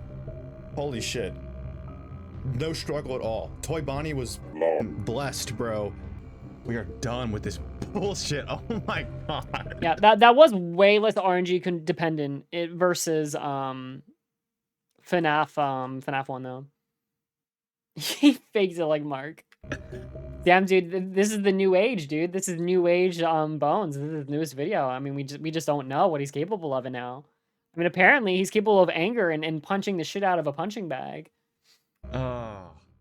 Going into FNAF 2, I had no idea that I was walking into one of the hardest skill-based vanilla challenges I'd ever attempted. If I were to rank this on the AML, I'd estimate it to be around top 200, which these days is actually pretty crazy considering how tough the list is getting. There's a similar challenge in the FNAF 3 Monstergami night, where you have to be so precise with tracking him that it prevents him from ever walking around the room. Just like this mode, Monstergami. short but brutally difficult. And having beaten both, I'd put this above. And that could still be underrating the mode, since I have so much experience playing the vanilla games in all of these wacky ways. But just know, this was a tough one. Now the question becomes, can we push this any further? Well, I tried some attempts with the same strategy on 4 times speed, but it didn't look realistically possible. You just bleed too much music box time between camera flips. And if Toy Bonnie shows up at all, simply having to check the vent and react to him wastes an insane amount of time. But could we use any glitches to maybe make this possible? Well, there's only one major glitch in FNAF 2 that we can use to our advantage. In FNAF 1, we had our camera monitor selected on camera 4B in order to prevent Freddy from entering our office. This is what's known as cam stalling, and it's a staple of the series, Mr. Hodge. appearing in many of the games. Mr. Hodge. Withered Freddy in FNAF 2 inherits this property from his FNAF 1 counterpart. So if you have his camera selected,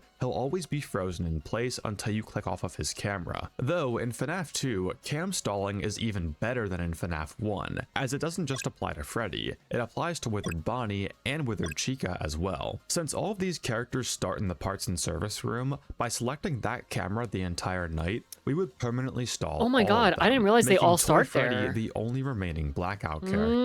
Though there's one big problem with this. If we're on the parts and service camera, we can't wind the box in the prize corner, and we'll die to puppet pretty quickly. This is where our glitch comes very in. quickly. You see, the game only Quez. saves what camera you're selected on every 0.2 seconds. So if you select a different camera, then drop the camera monitor before this save runs, you'll be on 2 cameras at once. This would allow us to both stall the animatronics in parts and service and wind the music box. I thought this would be our key to getting to some higher speed ups, as the blackout characters were our biggest concern throughout most of the 3x speed journey. But I realized that unfortunately this won't work for us. Pulling off this glitch in real time already requires Extremely you to move your mouse difficult, insanely yeah. fast. But in 4x speed, we have to go from clicking the parts and service camera to dropping the cameras in 0.05 seconds. And Oh, that's never assuming that we happening. get a That's perfect never interval happening. lineup. We have no idea where we are within a given 0.2 second interval, so 0.05 seconds is the absolute best case scenario. I tried to get this to work for a bit, and I couldn't seem to get it. Maybe one of you guys can, but from my testing, this glitch isn't going to raise our limit any higher. Well, the thing is that he's literally clicking and stopping and then moving over to the next one and clicking. You would have to do it to where you're just doing one fluid motion where you're moving your arm across the monitor and you're just like getting seamless clicks, basically like you're doing like a stream in Osu, which is just like, I mean, you might luckily hit that literally one time, but I mean, that's just so incredibly hard. Bringing our total max speed up for FNAF 2 1020 mode to 3x speed. With 2 brutal nights under our belt, we can move on to what might be the most unorthodox game. If it's literally in 0.005, I think it's just literally impossible regardless. The thing is, to me though, that number seems wrong though, because we're in ×3, or was he in ×4? I don't know what times he was doing, but like, let's just say it was ×4. That means it's what? It's 0.02 seconds normally. That already sounds like extremely difficult. I don't know. Obviously, I trust his math, but that just seems ridiculous, even in ×1. For this challenge, FNAF 3 and its max mode, Nightmare Aggressive only.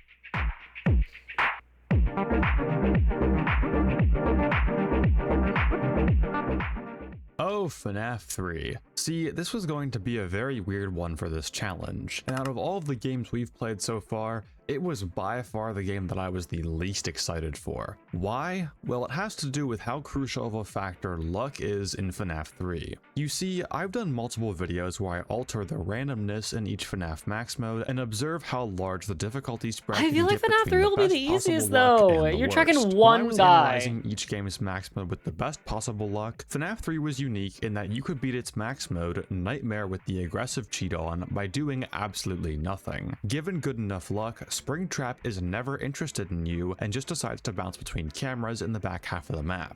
At high speeds, we can throw attempts at these games much faster. And since FNAF 3 can be beaten by doing literally nothing, what does that make our theoretical maximum speed up? Well, Really it's fast. infinite. That is, if we can actually get a run where we win by doing absolutely nothing. Dude, pull a Nightmare chicken aggressive ninja. only while AFK has been a sort of limit for FNAF RNG as a whole. Though it is theoretically possible, sometimes that isn't enough. Sure, something can theoretically happen, like me walking through a wall due to quantum tunneling, but the chance of that actually happening is so low that in reality, it's still impossible. We need to not only know that it's possible, but that it's realistically possible. FNAF 3 is particularly difficult for this, as up until now, the RNG for things like Nightmare There's got to be a guy out there that just is spam trying quantum tunneling though, right? Like there's someone out there that is just like trying that every single day, right? Nightmare Aggressive Only No Cameras, and Nightmare Aggressive Only AFK have been pretty much uncalculable. For example, let's compare Nightmare Aggressive. Is it possible to just get like the babiest little tip of your finger in there, like, and that's it, maybe for like a millisecond, and then it comes out? Only while doing nothing to a similar RNG challenge, beating FNAF 1 while doing absolutely nothing. When beating the main game of FNAF 1 while doing nothing, you only have to worry about one character, Foxy. The thing is that it might not come out. I mean, that would be good, because then you would know that it worked. Or it probably would come out, but it would like literally pull like the skin off of your pinky and you would start bleeding, so then you would also know, right? I don't know. Since the other three require a camera flip to get into attack or initiate their jump scare. So we can just use a bit of math to calculate the chance that Foxy never progresses out of Pirate's Cove and reaches our office door before the night ends. Foxy has the highest AI on night 4, so if we just lowball his AI for the entire night at 6, calculate the total number of movement opportunities in a night, and adjust for the 20 seconds that Foxy takes to go from stage 3 in Pirate's Cove to our door, we get a result of 1 in 6 trillion. From this mathematical analysis, we can safely say that this is not realistically possible, and it would be a waste of time to ever go for it. But how would we mathematically analyze FNAF 3? Sure, we have Springtrap and we have his movement equation, but once you get to actually writing it out, things get too complex too fast. Where is Springtrap gonna spawn as his starting camera? Then what path does he take? What's the chance of him going down this path, or this path? It becomes far too complicated to perform a simple mathematical analysis on, whereas a character like Foxy, who's really just a timer, can be easily predicted with math. In cases where we can't rely on statistics, we have to put in a bit more effort if we want to get some accurate values. The only way to truly get an estimation of FNAF 3's RNG is to recode FNAF 3 in a different language. If I could get a good estimation of how rare an AFK run of FNAF 3 truly is, and it was realistically possible, we might be able to prove that FNAF 3 can be beaten with an infinite speedup. So I got to work. First, we needed to find every single aspect of FNAF 3 that mattered to our AFK strat. So anything to do with Springtrap's movement chances, and how he decides where to go within the building. Then any other outside factors that might alter the RNG that we can't control. Once I had all of my equations, it was time to choose a suitable language to recode this in. Usually I use Python for these kind of tests, but since we're going to be testing a massive amount of nights in order to get a realistic probability, I instead went with C++. Though it might be harder to code initially, using a compiled language that can be more optimized would likely lead to faster data gathering overall. Then I wrote out both Springtrap's movement equation and his adjacency map. This was particularly tedious, as not only is Springtrap's movement one of the most complex out of any animatronic really, but also the way in which he chooses his next location to move to on a successful movement is really specific. It's all centered around this action selected variable, so I had to double check and ensure that everything was right with this adjacency. So he's like literally before I coded recoding it in. FNAF? I also had to make some small simplifications for some factors that are just far too specific to control. The first of which being this aggressive question mark flag. And no, that isn't me making a spelling error with the word aggressive like I have many times before. In the code, this aggressive is actually different from the aggressive cheat. It's confusing, I know, but Scott decided to make them different spelling to differentiate them. I don't know why. Essentially, this is a variable that can only be 0 or 1, and it's triggered by a whole host of things. Too many to list out right now if I'm being honest. Try it out. I don't know how. I took one semester of programming and then I was like, damn, bro, I hate this. I got a D on my final and passed with a D. It was the worst grade I ever got. What's important for us is that at 12 AM it's always set to 0, and from 1 AM to the end of the night it'll always be 1. The only other simplification that I made has to do with the time from when Springtrap gets into our office to when he actually jump scares you. This is super dependent on the player's inputs, since Springtrap tends to wait until you pull up the cameras to start his jump scare, and if you don't, he waits until the ventilation goes out. So I just simplified this to 5 seconds after Springtrap enters your office, your run is over. I was about to compile and run my code to see the results, but I just never was somebody that just like remembered shit. Like coding is just like, you just remember that this does this and this does that, and you just like remember a shit ton of things, and I hated it. Like whenever I had to like remember things, I always did it in like a fun way. Like I'd get like a vocabulary book, and then like I would get like a word, you know, that I'd have to like remember the definition for, and then I'd be like, you know, Boop does his hoop, which means he's mad that he didn't hoop correctly. So basically, Bahoopy means that he's mad. And like I would just create like whack logic, and that's like how I'd remember things in school. But like coding, you like couldn't do that.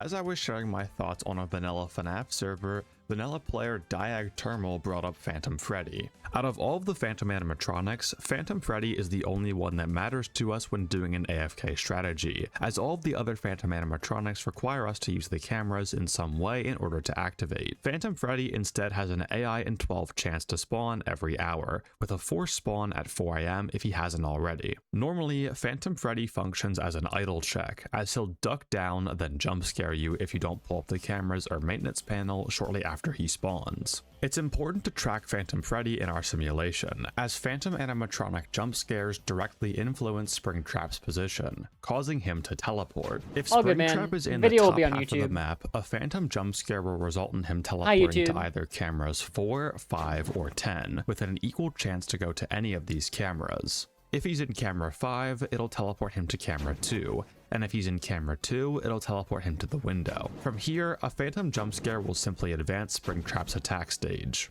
So I coded in Phantom Freddy's RNG and Springtrap's teleportation. Then I was ready to begin testing. I ran the simulation across 100 million nights, and found that out of 100 million simulated AFK... I never realized like how...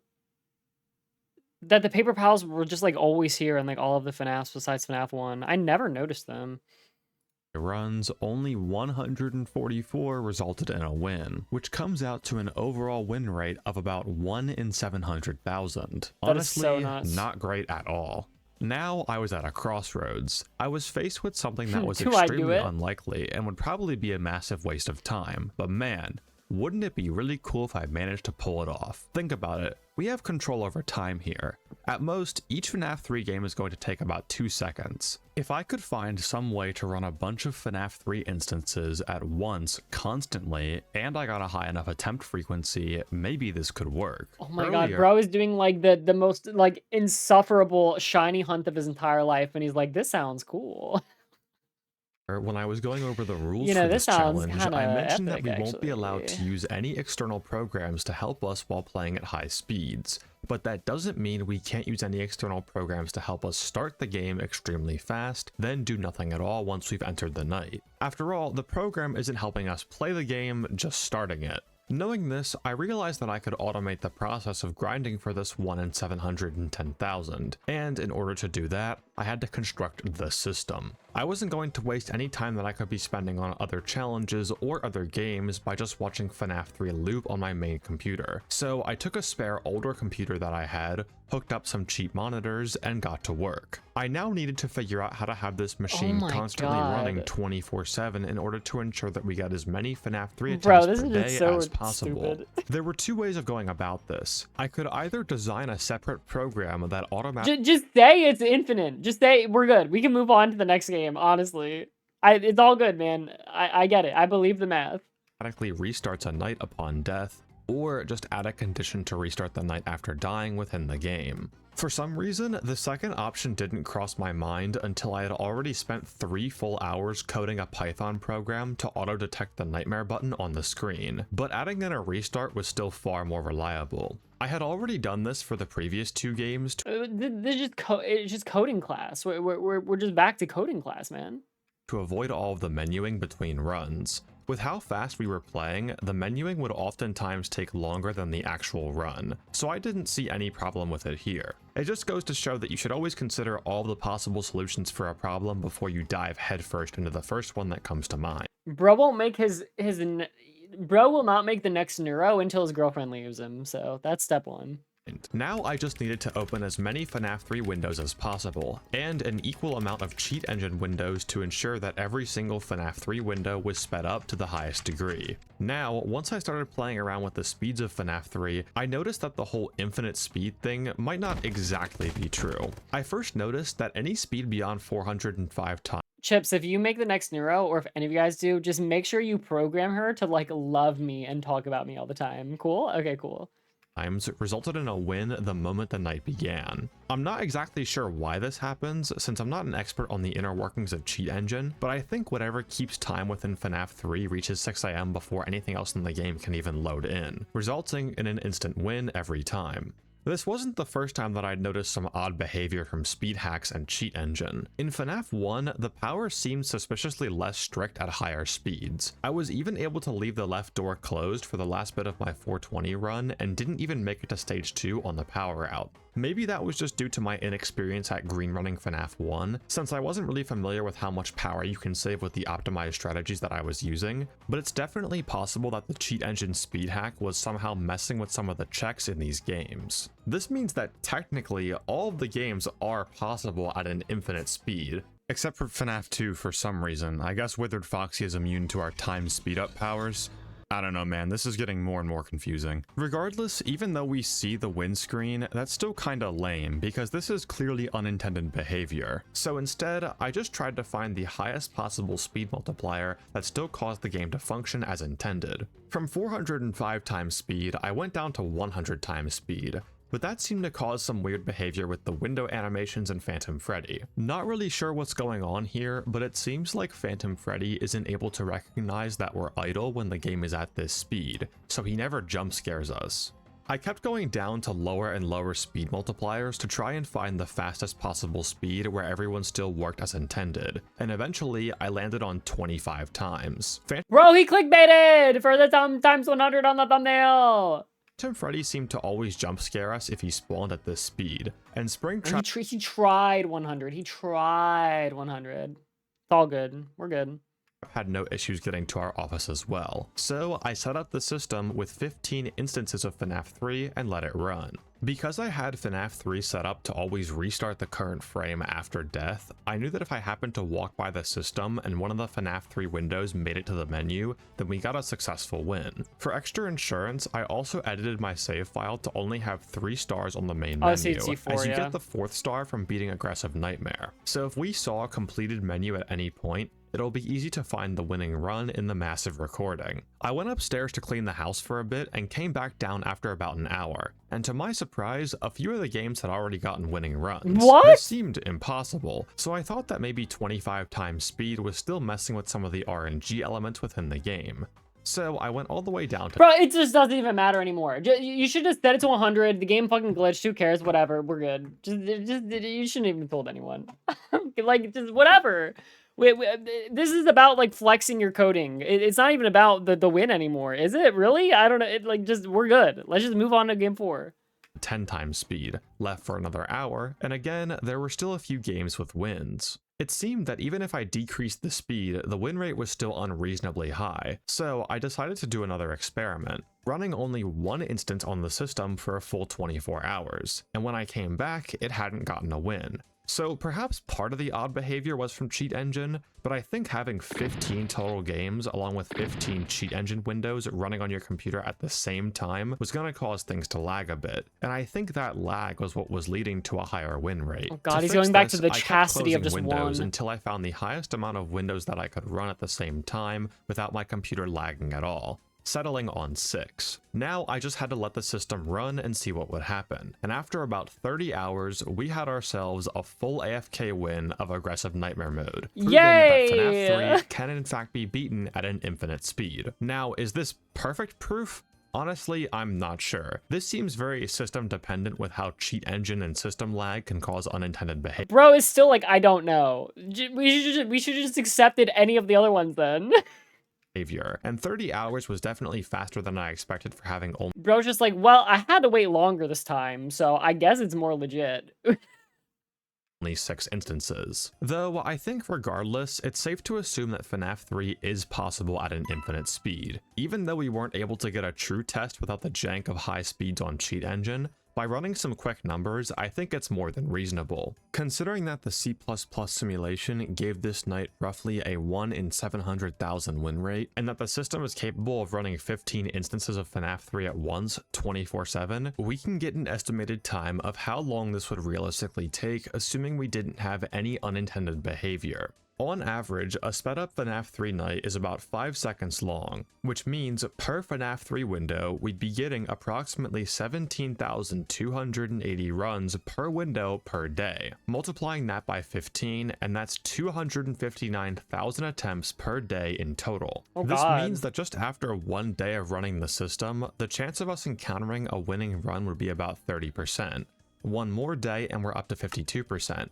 3 days, 66%. By a week, we'd have over a 92% chance of getting a winning run. So even if Cheat Engine had a perfect speed up that didn't affect the game at all outside of the speed, I think it would still be reasonable to come to the conclusion that FNAF 3 can be beaten with an infinite speed multiplier. And don't worry, I'm sure the system will return for a future video. I'm not done with insane FNAF 3 RNG just yet. With that said, I hope you guys enjoyed part 1 of this video. I know I haven't done a 2-parter since the Worst Luck series, but this video was in a bit of a weird spot with these first 3 games. And I think all of the Bro, I'm jank telling that you, we just encountered in axe this number video 3 was more than enough for a full video. Within the next 1 to 3 videos, I'll have part 2 up covering the next 4 FNAF games, so I hope to see you guys there. Sorry that it took so long to get this video out. I've been trying to balance this video with a different challenge that's much more on the fan game max mode side of the channel, similar to the Hopeless Pursuit, So that hasn't even came out yet. max mode, and triple pixel pointer videos. And trust me, that one is gonna be a banger. Again, thank you guys so much for watching this video. Remember to subscribe to the channel, the second channel, and the VODs channel. And also, take a look at this absolutely beautiful fan art from Vipiridae and Patilver. It's You pretty guys cool. are insanely talented. First one is pretty I awesome. don't know what else to say. Anyway, I'm getting off track. Thanks again. Peace. All right, well, shit. I guess we're keeping an eye out for part 2 then. I'm just thinking about like the other games, right? The other ones are probably going to be pretty dang fun, actually. Where's the chart that shows all of them? I don't feel like doing the brain math. So yeah, FNAF 4 sister location. How is sister location going to go? Oh my god, dude. Some of that has like insane reactions. Like thinking about doing like the dial of like the 1, 2, 3, 4, 5, 6, 7, 8, 9 of freaking what's the girl's name whispering that into your head? I forget. That sounds like impossible, even once you get to like ×2 speed.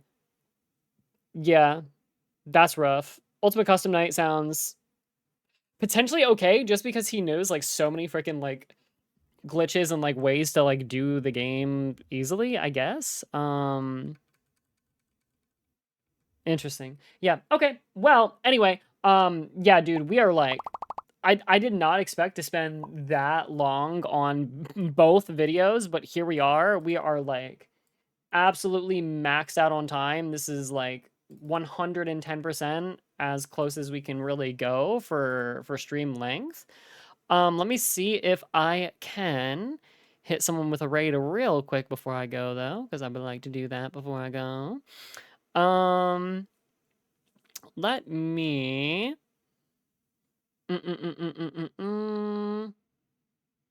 No, because I talked crap, I'll raid Barry real quick. But yeah, thanks for coming by today, guys. Thanks for hanging out. I appreciate it. We got our sub raid message. We got that somewhere. Thank you. Appreciate it. Sorry for the quick closeout, guys. And sorry to anyone that was expecting some getting over it. Don't worry. I promise, like I said, I will make time for getting over it on Wednesday. Like I said, we'll just do some VTuber reacts and like highlight reacts and stuff like that for different VTubers. Expect some Fuamoko, expect some Neuro, expect some Hololive in general, etc., etc. Again, you did see like a Pippa in there too, so potentially Pippa. Maybe Shondo, I don't know, we'll see. I've never reacted to anything based on her. She seems like extra sus, so I've always been scared to react to anything that she does. But maybe for the first time ever, I'll give it a try. We'll see. But yeah, we'll react to some of that, and then we'll play Getting Over It, see if we can beat it. Wednesday should be fun. Should be good. So yeah, thanks for hanging out, guys. It was super fun. Feel free to join the Discord server if you have not already. I would recommend it. And yeah, other than that, you know, I'll see you on YouTube, see you on Twitch, see you on Discord, see you on Twitter, Instagram, TikTok, you know, all the good stuff. Yeah, expect more videos to come out, expect more shorts, you know it, gonna be working on it, getting that live 3D commission set up along with the body pillow. Thanks so much for watching, guys. Much love. Take care. Have a great rest of your days. Bye.